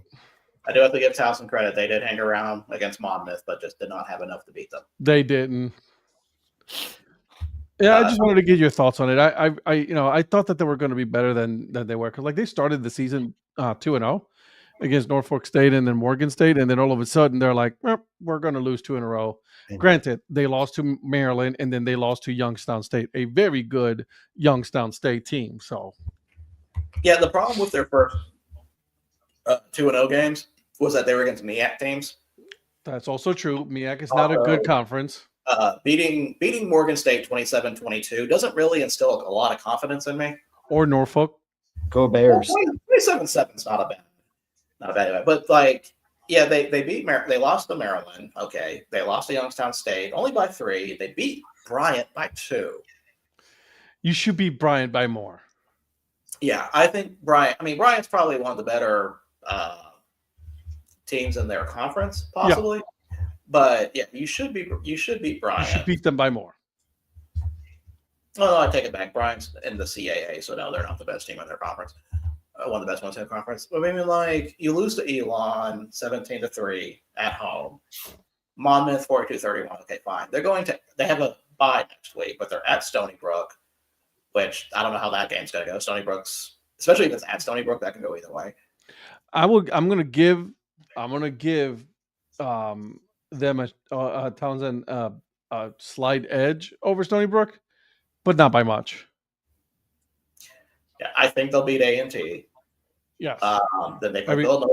Villanova at home is going to be the interesting one. I can see them beating Villanova. Could. And then they play the bottom half of the conference with Albany and Campbell. Let's go, Campbell. But let me see. There was a few other games I wanted to discuss. I keep watching Tarleton State. I keep watching Tarleton State too, by the way. Staying up there at 3. I was surprised they gave out 23 points to Utah Tech, though. That was a little surprising. I don't know if it's because of what they have. I think they have a big game next week, don't they? I believe so. I forget who it's against, but they play. West Georgia. Yeah. Yeah. So I think I expect them to win that. I expect them to win that game because after what West Georgia's done the past couple of weeks, I'm not expecting that one to be close. But yeah, at Utah Tech after coming to play against West Georgia, that's a trap game. Yeah. One that they beat, but still. We need to talk about the bottom of the cellar game. It pains for me to do this. Norfolk State at Wofford. Wofford was a 10-point favorite, and we kind of questioned why.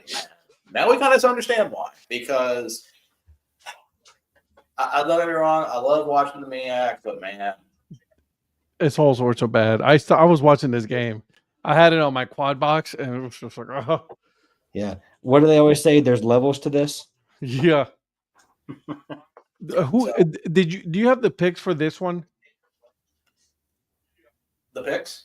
Yeah, that we made for this game. Did we make this pick? Did we pick this game? I don't think we picked this one. Good, because it was bad. It was on the final cut. I pull out like maybe 15 FCS games, and then when I work down with the FBS which I'm picking, then I kind of eliminate from there. So there were a few ones I wanted to pick that we didn't. I ended up cutting in the end. Mm-hmm. But I think it's time to talk about the Patrick. We're gonna have to do this one. Abilene Christian came in against West Georgia and completely demolished them. 30-13 wasn't even close. No. So is the Great Western Georgia roller coaster? Is it time to get off? Don't do it until the wheels fall off. I'm riding. Ride it with West Georgia, man. Just keep riding it, baby. Right now, he's just riding that one flat tire. He's just waiting for the rest to see what happens. He's on the donut right now. He's not on the flat tire. He's on the donut. Yeah, I'm on a donut right now, son. Listen. We're getting repairs to that tire. We're putting it back on, and we're rolling, baby. Because I said we're still early, so there's no playoff bubble talk yet. But we're still ranked. We're still ranked. I wouldn't be surprised if we see West Georgia in that conversation on the bubble when we get to that for a playoff spot. Could be. Now, a win against Carleton would go a long way to that. But, we'll see what happens there. Yeah. Other games to talk about. Oh, there's that Furman West Carolina score again. We won't do that a third time. Yeah, we can. It was a big score. Literally. South Dakota State beat Northern Iowa 31-3. Northern Iowa, another team that's really been down this year. Yeah. Here's the game I want to talk about. The battle of the SWAC Western Division, probably the best team in the SWAC, Alabama State versus Jackson State. I don't know if I gave a little breakdown about the end in this game. I thought Alabama State was done, and they find a way to keep fighting to the point where they actually had the lead at one point. But when Jackson State scored, I thought it was over. Mhm. And then, actually, hold on. Let me see if I can pull up the win probability. No, actually, I want you guys to do me a favor. I want you to go to the game on ESPN because if I pull it up, it's not going to look good. And look at the win probability graph, the line that they usually have on that, to show how insane the last 5 minutes of this game was. Where's that yet? Where is that at? On ESPN, if you click on the game, it shows on the game cast, it'll show like the Okay. probability of like the chance to win the game. Yeah, Alabama State looked really good. Wow. Jackson State is really the pinnacle or the top of the SWAC this year. Like I said, I think they were even preseason ranked, so like they're the team to beat. Unreal how it goes from 76 to 39%. And how do you, forgive me? How do you see that? And so if you go on Gamecast, go on the game itself, click on the game, and then look at Gamecast. Scroll down past all of the scoring plays and the stats. Oh, Yeah, okay. let me do Okay. this. See if you can pull it up. I just know on mine it looks very small, so it looks Yeah. crunched. Oh, the graph that you're talking about. Yeah. I'm gonna put it up so everybody can see it. As you move your cursor along there, it shows you the win probability at the top, percentage changing. What's a cursor, Donnie? I'm kidding. All right, bear with me here. Dang. Oh, I didn't know Cliff Kingsbury was the Commanders' offensive coordinator. He's been there. Yep. Yep. Second season, yeah. Yep. All right, so if you take a look here, right here, the win probability right here, if you look at on your right hand side, right, you see how it's like it started, right, and it was 64% Jackson State. Like, I mean, the whole game, it was Jackson State. They got a little closer here, but then here's where it got interesting right here, right in the third quarter, right, and it's like, all right, so it's like almost 50-50. And then Jackson State took over. We had a 93% probability. I thought was the highest. And then it just shifted to 72% Alabama State right there in the fourth quarter. I have never heard that place be so quiet when Alabama State scores to take the lead right there. Well, that looks like an ESPN fantasy football odds percentage odds taking place. Goes from like 90 to like, swap. Because you can, but like I think you can do it live, right? Live betting on ESPN app, right? On Bet ESPN. But look at that. It's just 72%. It took a massive swing from 72% to right there with Jackson State had an 82% chance. And just by one score. Obviously that changed afterwards. Yeah, and so to let you know what happened, Jackson State scores at close to the end. Alabama State's driving the ball. They throw a Hail Mary pass down. The receiver catches it and goes down with 1 second left on the 1 yard line. And then there was this whole review about did they get the timeout in time over. And actually, I thought it was going to be over. So they had a chance to do one play. And they screwed it up. Jackson State stops them. Mm-hmm. It's like, that's not the one you were just talking about. Yeah. No, yeah. So, I mean, it's like, man, this is why I enjoy FCS. I feel like you don't get games near like that. With 6 seconds to go, Alabama State had a 57% chance to win, and then they lost. Another one that I didn't know about that whole probability thing there till you just brought it up. This was an interesting one that I was looking at earlier, the Dartmouth-Yale, because Dartmouth scored all of their points in the fourth quarter and won by 1 point. So if you pull up the same thing for them, Look at you talking about games I didn't even. I know. Yale had an 89% chance of winning this game with 37 seconds to go. With 14 seconds to go, it was basically a 50-50 game, and they lost 17-16 with a field goal at the end of the game there. But Dartmouth scored all of their 17 points in the fourth quarter. That had to have been a crazy game. And Dartmouth won that game to stay at 3-1, or to get to 3-1. So, Donnie, we all know you watched that in your man cave in your garage. Hey, I for one will not out there with all that Clemson gear. You're watching Dartmouth Yale. I took it more for a Cornell person, honestly, but you know. Yeah, Virgil, you look like a guy that might have gone to Dartmouth. I thought it'd be more of a Brown. Well played. Thank you. So let's see what other games we've got here. So I asked this about Lehigh. Okay, so we have North Dakota State and Southern Illinois. That game was a lot closer at half. It was only 17-10. North Dakota State pulls away. That's just kind of how that team is. So it happened with Illinois State. It happened again with Southern Illinois. So that's just what to expect. So I was a little disappointed in Southern Illinois. I thought they were going to score more, at least be a little bit more competitive. Playing at Fargo is I know. So I asked this about Lehigh earlier. I'm going to ask this again with another team. How do we feel about Tennessee Tech? That's another undefeated team. They beat Chattanooga 45-17, which at the time I would have considered a huge upset. Davidson, then at Tennessee State. This is kind of the same thing. This is kind of one of the lower conferences. No, I mean it's cool to see Tennessee Tech at 7-0. I agree.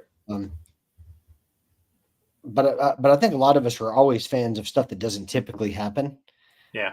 I mean, I like to root for the underdog, and just I don't want to see the same thing all the time. I think we talk about a lot about this, regardless of what sport we're talking about. I think there's just something about that underdog or the name you don't always hear a lot about, and I think Tennessee Tech probably fits that bill, but you'd know better than I would. Yeah, I would say so. I know there's been a lot of shakeups in like the conferences lately, so it's kind of them shaking out the way it is. Yeah. Really, their two hardest games left, not counting Kentucky because they're playing at Kentucky. Yeah, that you don't count that one. You just if they roll into Kentucky 10-0, game day might have to show up. I mean, doubt it is an SEC team, so they have to do that. Yes. I mean, they're all open. If it was up to a certain someone, in the SEC, he would be like, we got to be game day has to be at SEC games, every single one of them. Exactly. Yeah. But if they go to Kentucky, I promise you, Mark Stoops will still be there. Like what? Like being in the crowd, or what's his name? Which isn't there? Did Coach Stoops get fired? No. It's just that he's on the short list of being fired. Well, but he's been defiant about I'm not going anywhere. Okay, yes. You may not go, but it's you don't gotta go home, but you can't stay here. Yeah. I mean, we'll talk about it tomorrow, but there's a few coaches that probably thought they weren't going anywhere. True story. And all I'll say is this, not to spoil it for tomorrow night, but Adam Schefter said he wasn't anticipating any firings until he checked his cell phone. That's all. Exactly. So, really quick, guys, just wanted to make sure that I gave you guys a little bit of updates on some of the shows. Monday mornings, we would do the breakfast takes, myself and the mayor. We talk about North Carolina, South Carolina sports. Every Monday night, as you guys are watching us right now, we are doing Break Even Sports, where we talk about the FCS, Division 2, Division 3 a little bit, some soccer or football, a little bit of racing as well. And then Tuesdays and Thursdays, 8 p.m. Eastern time, we talk about the sports that apparently other people want to talk about, such as NFL, NBA, NHL, Major League Baseball. So we talk about those sports during that time. So just wanted to make sure that you guys are tuning in. Make sure you hit the subscribe button so that way you guys are always in the know when something else happens. Dear Prince State, I am willing to get fired for only $5 million. Absolutely. I'm with you, Phil. They could pay me $10 million for one season, and I'll come in there and I'll probably get as many wins as James Franklin or more. And if I don't, it's only going to cost you $10 million. That's a bargain. What a deal. Is that for 1 year or is that for like a 5-year contract? That's a 1 year. Well, no. Well, yeah. I should ask for a 5-year contract. So that spreads it out $2 million a year. And Listen, then my if you can buyout get it in 1 year, good for you. my buyout is $8 million. So you and Dabo. Is Dabo going to be your coordinator? Is Dabo going to be your coordinator? oh my gosh. Donnie and Dabo. He's blushing thinking about that idea. Just like, oh my gosh, finally. Listen. The Donnie and Dabo attack. It's not going to happen. He's going to be there for a Listen, while. You are so Listen, delusional. I thought about another way you could take that, but I'm like, this is a family show. I already know where you're going with that. Yeah. And like I said, you will have a stern talking to after the show is done. Okay, well, Ed has already informed me that this is a wholesome family show. So, as I drop an F-bomb. Yeah, but that's like normal. I said, well, that is true. That is true. It's a wholesome family show. As for some other games, there's actually an upset we did not mention yet, and I honestly kind of forgot about this one. Eastern Kentucky beat Austin Peay. Ooh, yeah. Yeah. It's weird seeing Austin Peay below West Georgia on the rankings, considering they beat West Georgia. Yeah. When you were going over the rankings, I was thinking, why did Austin Peay drop? I must have missed something. Mm-hmm. Yes, I did. Yeah. Eastern Kentucky put 34 on them. Mm-hmm. And that's, they did. Austin Peay did not score at all in the second half. So I don't know. I don't exactly know what happened with that one, but man. And then Northern Arizona, UC Davis, we don't need to go over that. And then Tarleton State and Utah Tech, that was already mentioned. So pretty much looks like Austin Peay had a pick six and a kick return for a touchdown. Didn't do anything. Yeah, kick that. Yeah. So Eastern Kentucky had a kick return for a touchdown and a pick six. So that'll get you every time. So some games to mention about where some of the top teams are playing for next week. North Dakota State is going to Terre Haute against Indiana State. That will probably be nothing. Yeah, and I'm not foreseeing much of anything on that one. No. East Tennessee State goes to Chattanooga. That tends to be a pretty good matchup. But like I said, Chattanooga's down this year. We still have an 0-6 Samford. Samford being 0-6, my brain cannot translate that. It's like Trent Dilfer's coaching them. Or is it like a co-coaching job between him and Doug Gottlieb? Ugh, I don't even want to talk about that. Co-head coaches? Mm-mm. Like, I would not want to unleash Doug Gottlieb on Samford basketball. At least is still fun to watch. I would not want to unleash that on them. Man, I don't know what makes me think about this, but when you said that reminds me of Georgia State basketball under Lefty Driesel. Brother. Oh God, yes. I remember watching that, some of that. North Dakota, Southern Illinois. That's your big one right there. Whoo, baby, that's going to be a good one. The Salukis. One that I will be keeping my eye on, West Carolina at the Citadel. Yeah, I saw that one. I think that could be pretty good. Sacred Heart goes to Montana. That may not look pretty. Oh, but hold on. We've got a Lincoln University sighting in our ranks. Lincoln University up against Mississippi Valley State, the Delta Devils. Well, Alcorn State got their first win over Lincoln, so maybe Mississippi Valley State gets off the schneid too. Who knows? Doubt it. If there is a team that is going to disappoint me against Lincoln, it is going to be Mississippi Valley State. My disappointed team is still Incarnate Word. That's another team that's had a drop off recently. I thought you were going to say the Cleveland Browns, but That's a lifetime of letting down. Another ranked versus ranked matchup we've got this week. Youngstown State goes to Illinois State. Good game. Youngstown State is having a rough couple of weeks. Their schedule. Yeah. I mean, they play a very brutal schedule. So, but like I said, the fact I put more stock in their South Dakota State loss than anything else because they were in it. They were in that game. So they lost against North Dakota, but then they go to Illinois State. Murray State, they're winless, so that's fine. But then look at this: it's North Dakota, Southern Illinois, Indiana, Northern Iowa to finish the season for Youngstown State. That could potentially put them out of the rankings and eliminate them from playoff contention. Which team? Idaho? No, Youngstown State. Youngstown State. Yeah, Youngstown State's in a very. I said they can still. I still think they can get a bubble spot possibly because they do have some good wins, but that's gonna be tough to work with. They gotta work through the end of the year for sure. Baby. I said South Dakota State versus Murray State. Murray State's just here. Listen, we're just here for basketball. I was about to say that. I mean, you're Murray State, and you haven't got a win, and you're bringing South Dakota State in to play you at home. Ooh. But then the other big one that we haven't talked about yet: West Georgia, Tarleton State. I know West Georgia's 5-1, but are they 5-1? Is that wrong? No, I think they're 4 and. They're 5-2. I wonder why that's not updated. Let's see. Who? West Georgia? West Georgia. They're West Georgia, 5-1. 5-2.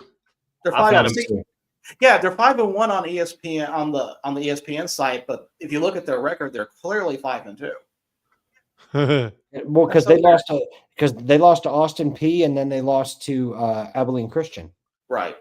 Yeah, so they haven't updated this week's loss on there for some And reason. look at West Georgia paying ESPN to look better than they are. I mean, I didn't realize their pockets ran that deep. Listen, there's money in Carrollton. But we also have an FCS FBS matchup. I'll go ahead. I was going to ask about that one too. We have 5-2 top of the Patriot League Lafayette against coachless Oregon State at 0-7. Lafayette goes to Corvallis. Do they They could potentially still win. Yeah. Listen, I think that FCS versus FBS article that they have continuously running. I think we may have a new addition to that list.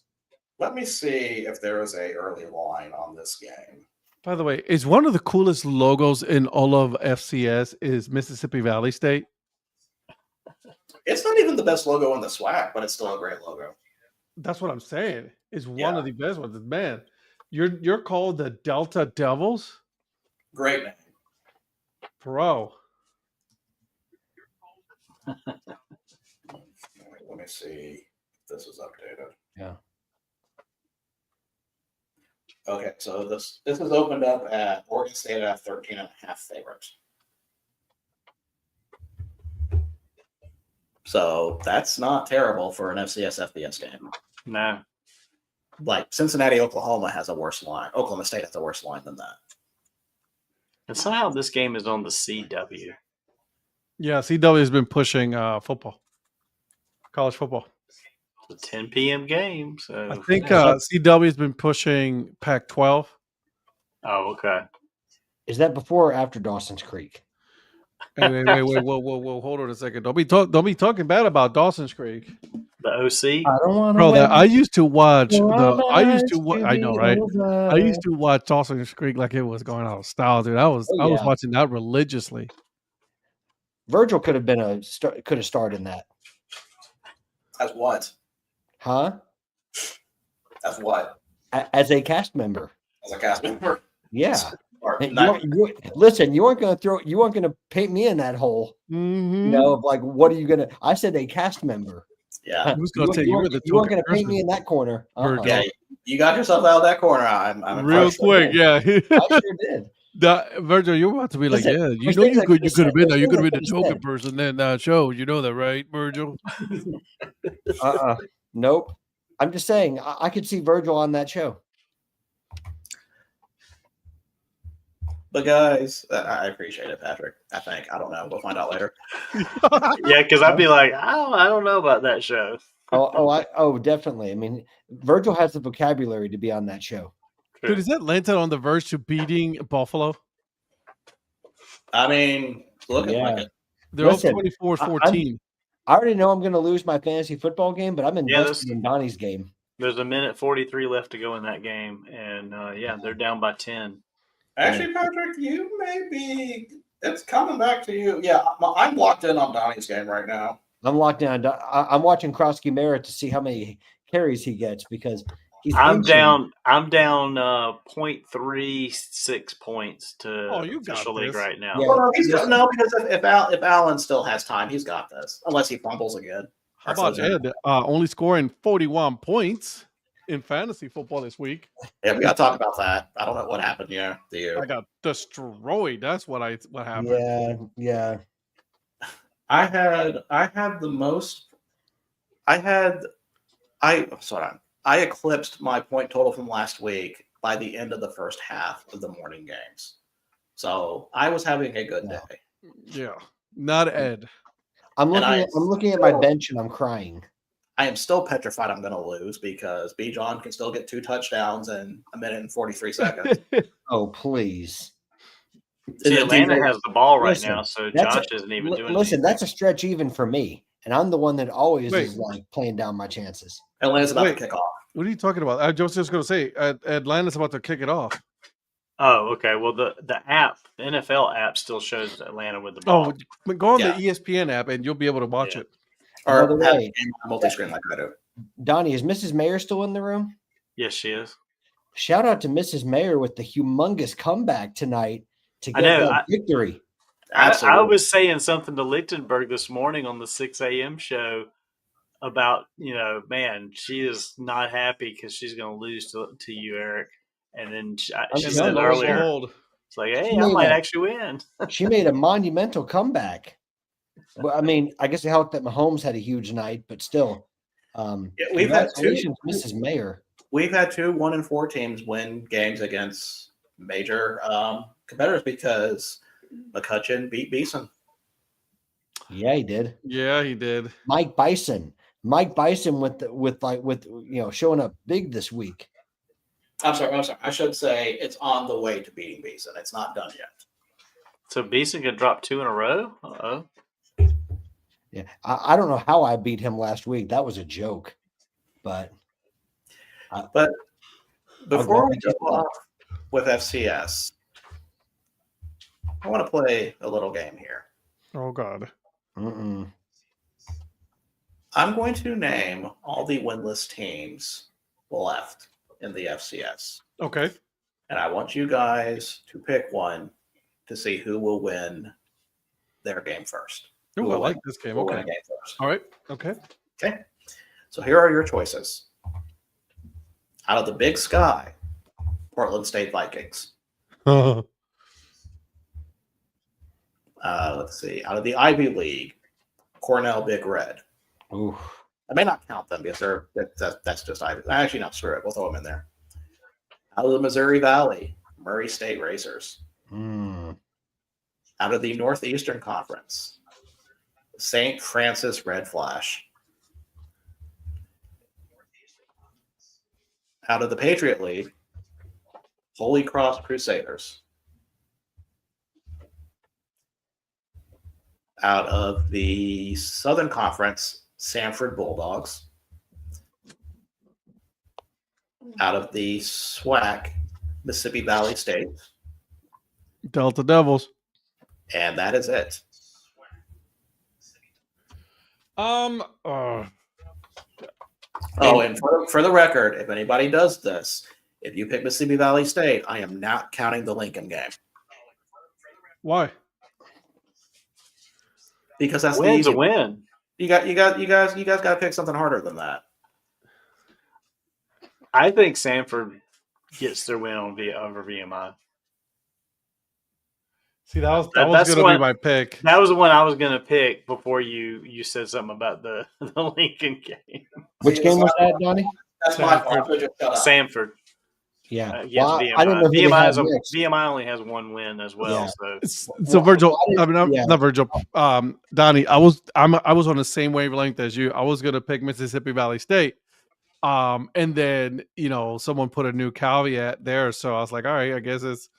And I was looking at those two teams, so Sanford would be my choice. yeah, I'm not knowledgeable enough to know who they're playing, but that's like, why I'm scrolling when and you trying to just see name- who all the- when you just name the team, Sanford's the one that stuck out because I'm just not used to them being on that list. Oh my But God, if interception!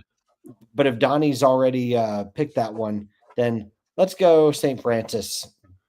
Hold on, wait. I got to see this. I got to see this update real time for a minute. Because Allen threw an interception. Oh, don't tell me that. He did. Because I just had a 3-point lead. Nope, he threw an interception. No, it's going to be Jacob Krosky Merritt that you had to depend on. You are hanging on by a point, 1.4.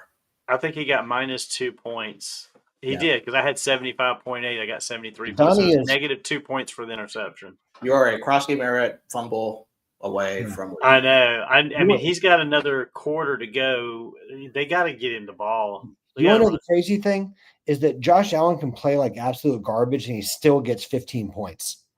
That's the thing about Josh Allen. Like he can play like garbage, like during a week, but he still gets like 20, 15 to 20 points. Yeah, he's got 180 yards passing, 2 touchdowns, but he's Yeah. got 2 interceptions. So. The problem is also I don't know where he was throwing to because he should have never thrown that ball. Well, it was tipped also, to be fair.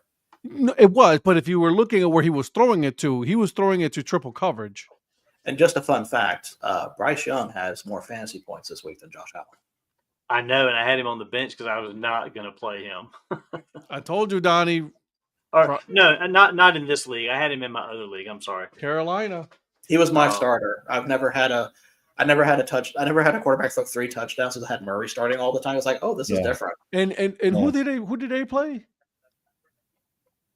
What, the Panthers? Yeah, The Dallas Cowboys. that's right. How Their about defense is- them Cowboys? Didn't you say that? Then a certain owner said that defense was better. Yeah. Now, By the way, I forgot to mention this. I was hurt by a comment you guys said on the Breakfast Takes earlier this morning. oh yeah, what's that? You stated that you two were the only ones to pick the Panthers, Yeah. to pick the Cowboys. You forgot about me. I picked the Panthers too. Oh yeah, you did. Didn't Right. you? I'm sorry. I apologize. I just cried a little bit in my cereal this morning. That was I didn't even. Hey, I was still trying to get into my coffee, so I didn't even think about that. But yeah, now that you said should that, have I seen do. Don. Well, you saw Donnie. Donnie was half awake. yeah. No, I just see it happen. And I just like he said that comment. I said, "You motherfuckers."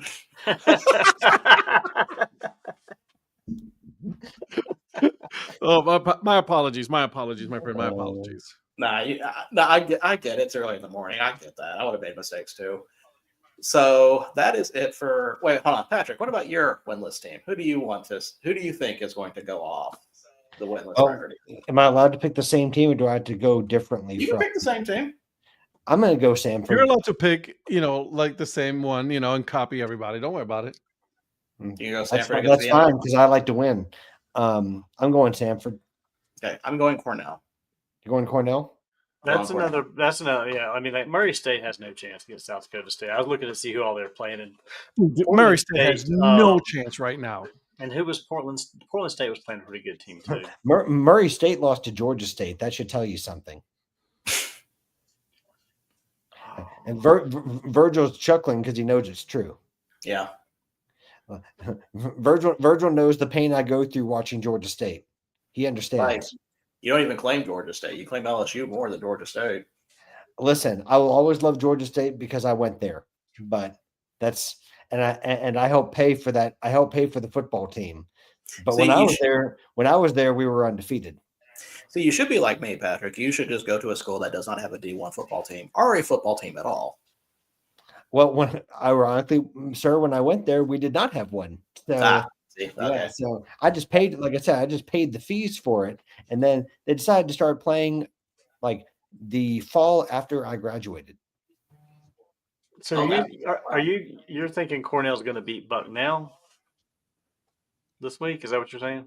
No, I mean just who's going to win their Just first win. the In first win in general. So it's not general. necessarily this weekend. Okay, Not this one. gotcha.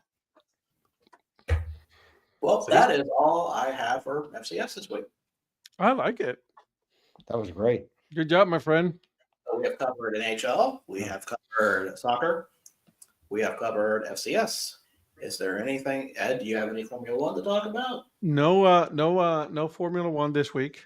They are going to be racing here in the US, so that should be interesting. I did see that yet again, Williams was disqualified from qualifying, so that means they are going to be starting all the way in the back for failure to play by the rules, pretty much, which is a usual thing. So, and there has been some rumblings where Christian Horner is being considered for a job. Right now, it could be like they're talking him being linked with Ferrari right now.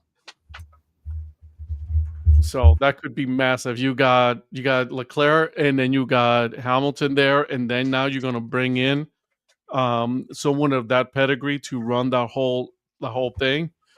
That could spell danger for Red Bull, for Mercedes, and even McLaren. Because McLaren right now, they're shooting themselves in the foot with some of the infighting between Piastri and the team. So it should be interesting. You guys should keep an eye out for that. I love talking about these other sports that no one has a chance to do. Well, there's one more thing I want to talk about, and this was something that happened in D2. And of course, this is not really something that's it made some waves out there, but it's more of a disappointing of what's not going to happen. And that is the planned game in Puerto Rico between the Kentucky State Thoroughbreds and Pierce. Never looked up their names. I don't know who Franklin Pierce is. No idea. They were supposed to play a game in Puerto Rico, but of course, I think there was some kind of hurricane that caused issues. I don't know. There are tropical depressions and things like that. So yeah, weather related. Did you say you don't know who Franklin Pierce is? I don't know what their mascot name is. Oh, I was going to say he was president of the United States. I knew that. I knew that. Not that guy. Oh, not that one. That's cool. I mean, he was the 14th president of the United States. I'm just saying. Anyways, back to our scheduled programming. So yes, they were supposed to play the Ravens, by the way.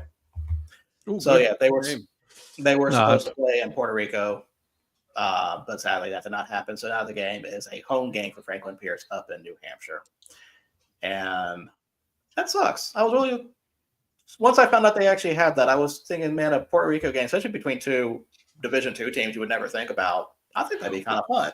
Now, whether they had the fan base to actually get there is another thing. But that's the thing. There's been a decline in the last couple of years in baseball participation and baseball fandom in Puerto Rico, but an increase in soccer, an increase in even a sport such as American football, right? So, and basketball has a stronghold on the island. So that's why, if you really think about it, look at all the major league teams. There's not that many Puerto Rican born players right now, which is kind of sad, right? Because you got so much good pedigree, which, by the way, RIP to Sandy Alomar Sr.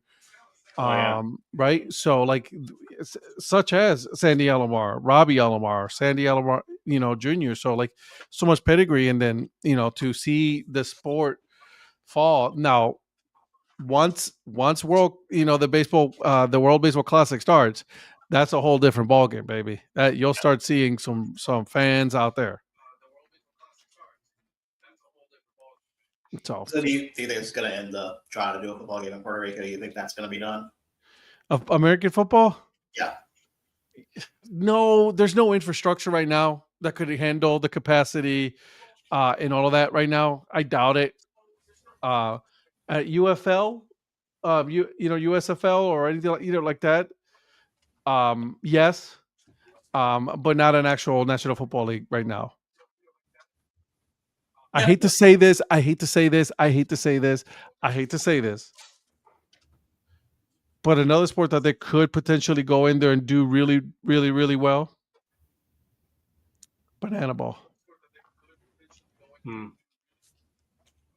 could do well there. How'd that feel saying that?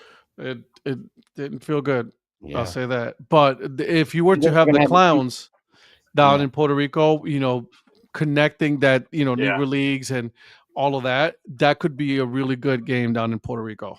I Don't mean, worry, they're going to come out with a Puerto Rico team next year for that's an official banana ball team.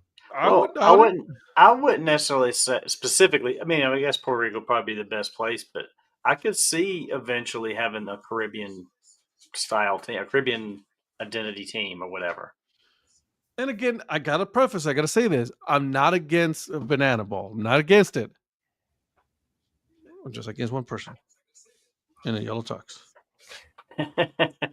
Well, I think really for banana ball, that's kind of the next big venture because you got have a Caribbean team makes sense, but how long before we're going to see banana ball like in Japan or even soccer stadiums in UK? I mean, it's going to continue growing. Yeah. I think so. I think it'll Well, grow. He's hitched to ESPN now, so I mean, good for him on that, I guess. But Yeah. they're Here, doing what, listen. 45 states. I will say this: the smartest move he's made is what he did this year, which is go back to the minor league stadiums. I agree with that. That was my biggest criticism about the last year. And Correct. I mean, just based on the schedule they released, they are playing games. This is just around me. They're playing games in Greenville. They're playing games in Charlotte. They're playing games in Spartanburg, and then Savannah. So I've got 4 locations that I'm at the center of where there's going to be games, and then there's so many others around. I mean, they're doing 45 states. But remember, now there's more teams, right? So it's not just banana ball; it's the other teams. So listen. I think it's smart. I think it's smart for them to finally go back to minor league systems, because we don't know how sustainable that could be to handle that many teams in those large stadiums. It's not feasible.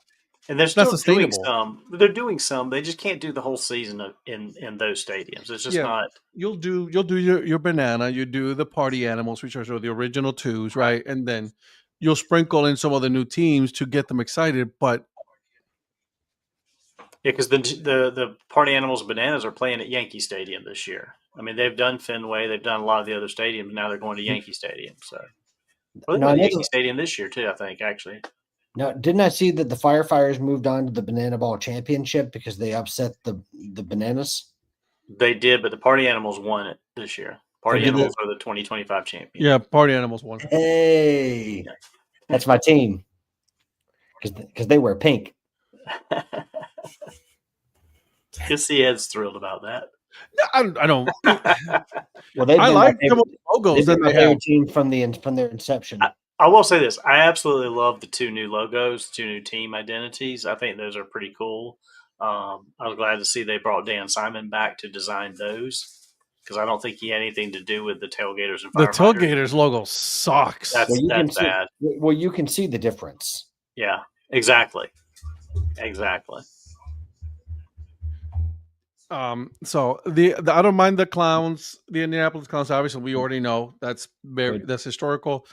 The local beach coconuts, that's actually not a bad one. And I like that they've got Ryan Howard involved with the clowns team, and they've got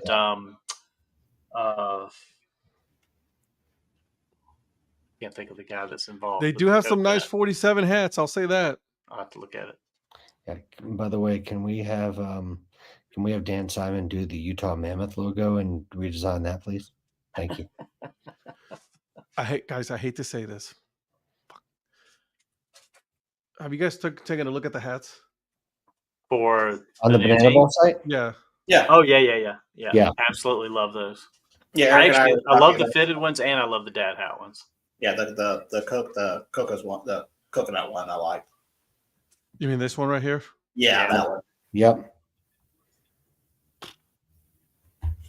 I always said Cocos Locus, was like, nope, that's the wrong thing. Well, I was going to say, I wish it wasn't Zephyr. That's all I'll say. Yeah. I wish they had this in that. Yeah, Yeah. I'm with you on that because I wish like the the hitch. solid cleanup Yeah. with just Like- that logo on it. Yeah. I wish the hitch had a little bit more color to it. Maybe, yeah, you're right. I'm with you there. But of the two-tone one is nice. Yeah. And listen, I'll say it again. I'm not against it. I think I want to see how it looks. By the way, couldn't it have come up with a better abbreviation? BBCL. Oh, Ed, did you get another burner? Ed, you gotta stop coming up with burners, man. You got a collection of them. But I've been to a game. It was entertaining. My daughter got one of the roses. If you haven't been to a game, you've got to go to a game before you can say that. I don't care how much you hate it. If you go to You a gotta game, go to a game and if you go experience to a it, game and you 100%. still hate it, that's on you. But Well, I don't hate it because I've never been to one. So well, and the thing is, you don't. Nobody go into it expecting it to be a baseball game. It's baseball within the entertainment of. I'm bringing my scorebook with me. What are you talking about? Okay, good luck with that. Okay, I was just gonna say. Yeah. And by the way, does that start a fresh scorebook if is that going to be your official Banana Ball scorebook, or do you use the same book? I'm definitely not using the same book because I feel like it's going to be. I'm not doing that. I'm telling you that much. I mean, it'll be if you've never been. If you go, it's a 5 or 6 hours, sensory overload. It's a good time. It's a fun time, and they just happen to play some baseball in there. Don't call it a baseball game. I know that's your sticking point with Jesse on that is that this is a better form of baseball, and it's not that. It's not. It's not. It's not. It's not going to replace baseball. It's not a better way to play baseball. It is talented players It's a making some different style of crazy baseball. plays, and they're playing a game of baseball, but they're playing it in a globetrotterish way. And I know he hates that term, but I mean, that's Well, you better get used to it because that's what it is. well, exactly. And the fact that he brought the clowns out, I mean, Come on now, bro, the right? whole promotion, the promotional video that they showed for the clown's identity included a poster from the original Indianapolis Clowns that said they were the Harlem Globetrotters of baseball. That right there is you accepting what you are without saying that you're accepting what you are. I think Jesse Cole will accept press in whatever form it comes in. And Absolutely. honestly, it gets press for him if he says he doesn't want to be the Globetrotters. He wants to be the Savannah Bananas. But then that starts a whole other conversation, and it gets people talking. He's just about the right. Bananas. He's just creating a semantics battle, is what he's doing. Well, yeah, and He's very smart. what have we? Yeah. And what have we learned about these different logos when people release it? If it's positive or it's negative, it gets people talking. Exactly. Yeah. And a lot of the actions that he takes on the field and a lot of actions that he takes off the field are things that get people constantly talking about the Bananas. I don't know if you all have noticed in the playoffs, no matter where you go, but when they pan the cameras to the audience, to the fans, I see at least one Bananas hat in almost every shot that I see. Hell, I even see jerseys now and shirts. Yep. Like at a game where the Bananas aren't even involved, and that speaks volumes. Oh yeah, we with several of the last few minor league games. I mean, I think I saw somebody in Spartanburg, Patrick, when we were up there, wearing a Bananas hat. Would you? Sorry, go ahead, Donnie. My bad. I was just saying that. So you see it everywhere. Would you say you see them in bunches? Usually, yeah. All right, But it is what it is. It's a fun time. If you haven't been, you got to get to one. So. Oh, maybe this will be the year I finally go to one. I have the one that we need to go to. I texted you guys about it. Yes. September 19th. You guys need to block that date on your calendar and I've already talked to Lynn, and we can get a good many tickets. And Okay. that's the two new identities playing at Rickwood. I was just going to say, having the Clowns play at Rickwood interests me more because of the history. Absolutely, and it's a Saturday at Rickwood in September, so it's not going to be blazing hot. Yeah. Yeah. And I know when the Bananas played there, it was freaking fun. So I know this will be a fun time at that stadium. And now, is there a pre-match festivity of like a boxing match between Ed and Jesse Cole? I'll get on that. Hey, we can talk to Grafer. He's all about some wrestling / boxing entertainment. That's where he started. I fund that. That would Yeah. absolutely be a By the fun way, one. Matt Rafer started in boxing, In not boxing. wrestling. I'm sorry, in wrestling and Yeah. arena football. yeah. Yeah. Well, this can be like a boxing wrestling combo. And Virgil, Ed said he's going to do a Javon Evans like cutter off of the rope. He may hurt himself doing that. He might. I might hurt myself just getting on a rope. Yeah. Well, yeah. If you do any of Javon Evans's moves, you might get hurt. Oh, 100% agree. Yeah. Anything else? Do you guys need to discuss? I can't think of anything right now. We had a lot of discussions. It's already almost 11 o'clock at night. This is the usual stuff for us, boys. Yeah, we've done everything we can. So this is the end of our show. Thank you for joining us. Tomorrow we'll be on here with Mr. Profit to go over baseball, football, college football, go over our picks, go over fantasy standings. Be a fun episode. So thank you for joining. We'll see you guys next Monday. Bye. Yep. Rhonda's gonna win.